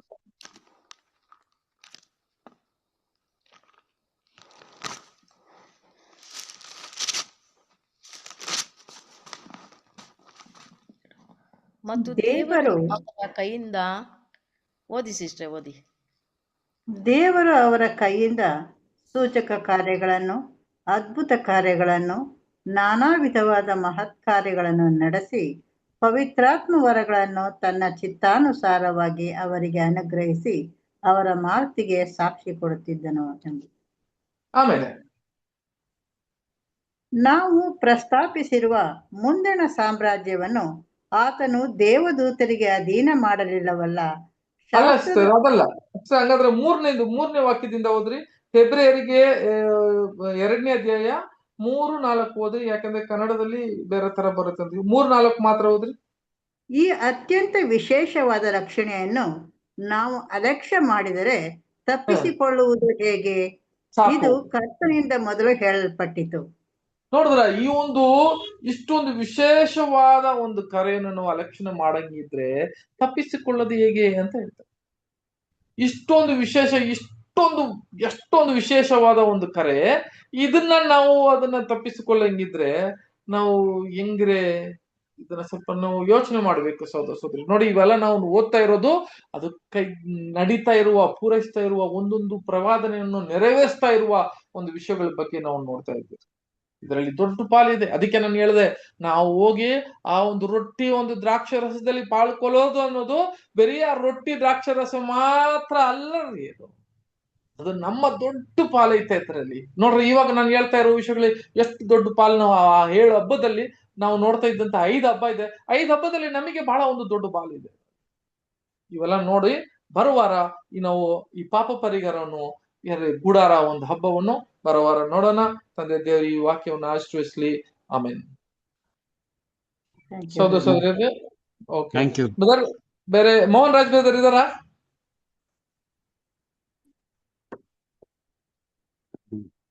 ಮೋಹನ್ ರಾಜ್ ಇದಾರಾ? ಕಾರ್ತಿಕ್ ಬ್ರದರ್ ಇದ್ದಾರೆ. ಕಾರ್ತಿಕ್ ಬ್ರದರ್ ಸ್ವಲ್ಪ ಪ್ರೇಯರ್ ಮಾಡಕ್ ಕೇಳ್ರಿ. ಬ್ರದರ್ ಕಾರ್ತಿಕ್ ಬ್ರದರ್ ಒಂದು ಪ್ರೇಯರ್ ಮಾಡ್ಬಿಡಿ, ಚಿಕ್ಕ ಪ್ರೇಯರ್. ಸರಿ ಬ್ರದರ್, ಮಾಡ್ತೀನಿ ಬ್ರದರ್. ಪ್ರಾರ್ಥನೆ ಮಾಡಿಕೊಳ್ಳೋಣ. ನಮ್ಮನ್ನು ಎಚ್ಚರಿಕವಾಗಿ ಪ್ರೀತಿ ಮಾಡುವಂತ ಒಬ್ಬರಾಗಿ ಇರುವಂತ ದೇವರಾದ ದೇವರೇ, ಸ್ತೋತ್ರ. ನಿಮ್ಮ ಮಗನಾದ ಯೇಸು ಕ್ರಿಸ್ತ ನಾಮದಲ್ಲಿ ನಿಮಗೆ ವಂದನೆಗಳನ್ನು ಸಲ್ಲಿಸುತ್ತಾ ಈ ಸಂಜೆ ಸಮಯಕ್ಕಾಗಿ ದೇವರೇ ಸ್ತೋತ್ರಪ್ಪ. ನಾವು ಕೇಳಿದ ಹಬ್ಬಗಳ ಕುರಿತು, 2 ಹಬ್ಬಗಳ ಕುರಿತು ನಾವು ಕೇಳಿದಂತ ಹಬ್ಬ ದೇವರೇ, ಇನ್ನು ಇರುವಂತ ಎಲ್ಲ ಹಬ್ಬಗಳ ಕಾರ್ಯಗಳನ್ನು ತಿಳ್ಕೊಂಡು ನಾವು ಸತ್ಯದಲ್ಲಿ ಬರುವಂತ ದಿನಗಳಲ್ಲಿ ಇರುವಂತ ಪ್ರಭುರಾತ್ರಿ ಭೋಜನವನ್ನ ನಾವು ಆಚರಣೆ ಮಾಡುವಂತೆ ಮೊದಲಾಗಿ ನಾವು ಸತ್ಯವನ್ನ ಅರಿತು ಯಾವ ರೀತಿಯಲ್ಲಿ ನಾವು ಈ ಹಬ್ಬವನ್ನ ಆಚರಣೆ ಮಾಡಬೇಕು ಎಂಬುದಾಗಿ ಪಾಠವನ್ನು ಮುಖಾಂತರ ತಿಳಿಸ್ಕೊಡ್ತಾ ಇದ್ದೀರಾ. ಅದಕ್ಕಾಗಿ ಸ್ತೋತ್ರ ಕರ್ತನೆ. ನಾಮ ಮಹಿಮೆ ಪಡಲಿ. ಮಾತಾಡಿದ ಕೂಡ ಕೇಳಿದ ಒಬ್ಬೊಬ್ಬರನ್ನು ಕೂಡ ವಿಶೇಷವಾಗಿ ಎಷ್ಟೋ ಮಕ್ಕಳು ಬರ್ದೇ ಇರುವಂತ ಒಬ್ಬೊಬ್ಬರು ಕೂಡ ಈ ಸತ್ಯವಂತೆ ಅವ್ರಿಗೆ ಜ್ಞಾಪಕ ಪಡಿಸಿ ಹೇಗಾದ್ರೂ ಈ ಸತ್ಯವನ್ನು ಕೇಳುವಂತ ಕೃಪೆ ನೀಡಿ ನಾಮ ಮಹಿಮೆ ಪಡಲಿ. ಯೇಸುವಿನಲ್ಲಿ ಬೇಡ ಹೊಂದಿದೆ ನಮ್ಮ ಪರಲೋಕ ತಂದೆ. Amen. Amen. Thank you. Thank you. Thank you brothers. ನಮಸ್ತೆ ಬ್ರದರ್, ನಮಸ್ತೆ ಸಿಸ್ಟರ್, ನಮಸ್ತೆ ಬ್ರದರ್ ಸಿಸ್ಟರ್, ಎಲ್ಲಾ ಸಹೋದರ ಸಹೋದರ ನಮಸ್ತೆ. ನಮಸ್ತೆ. ನಮಸ್ತೆ ಬ್ರದರ್, ಎಲ್ಲರಿಗೂ ನಮಸ್ತೆ. ನಮಸ್ತೆ ರೀ. ನಮಸ್ತೆ brothers and sisters. Good night. Good night ಎಲ್ರಿಗೂ, ಗುಡ್ ನೈಟ್. Good night. ನಮಸ್ತೆ ಗುಡ್ ನೈಟ್. ಎಲ್ಲರಿಗೂ ಗುಡ್ ನೈಟ್. ನಮಸ್ತೆ ನಮಸ್ತೆ ಎಲ್ಲರಿಗೂ.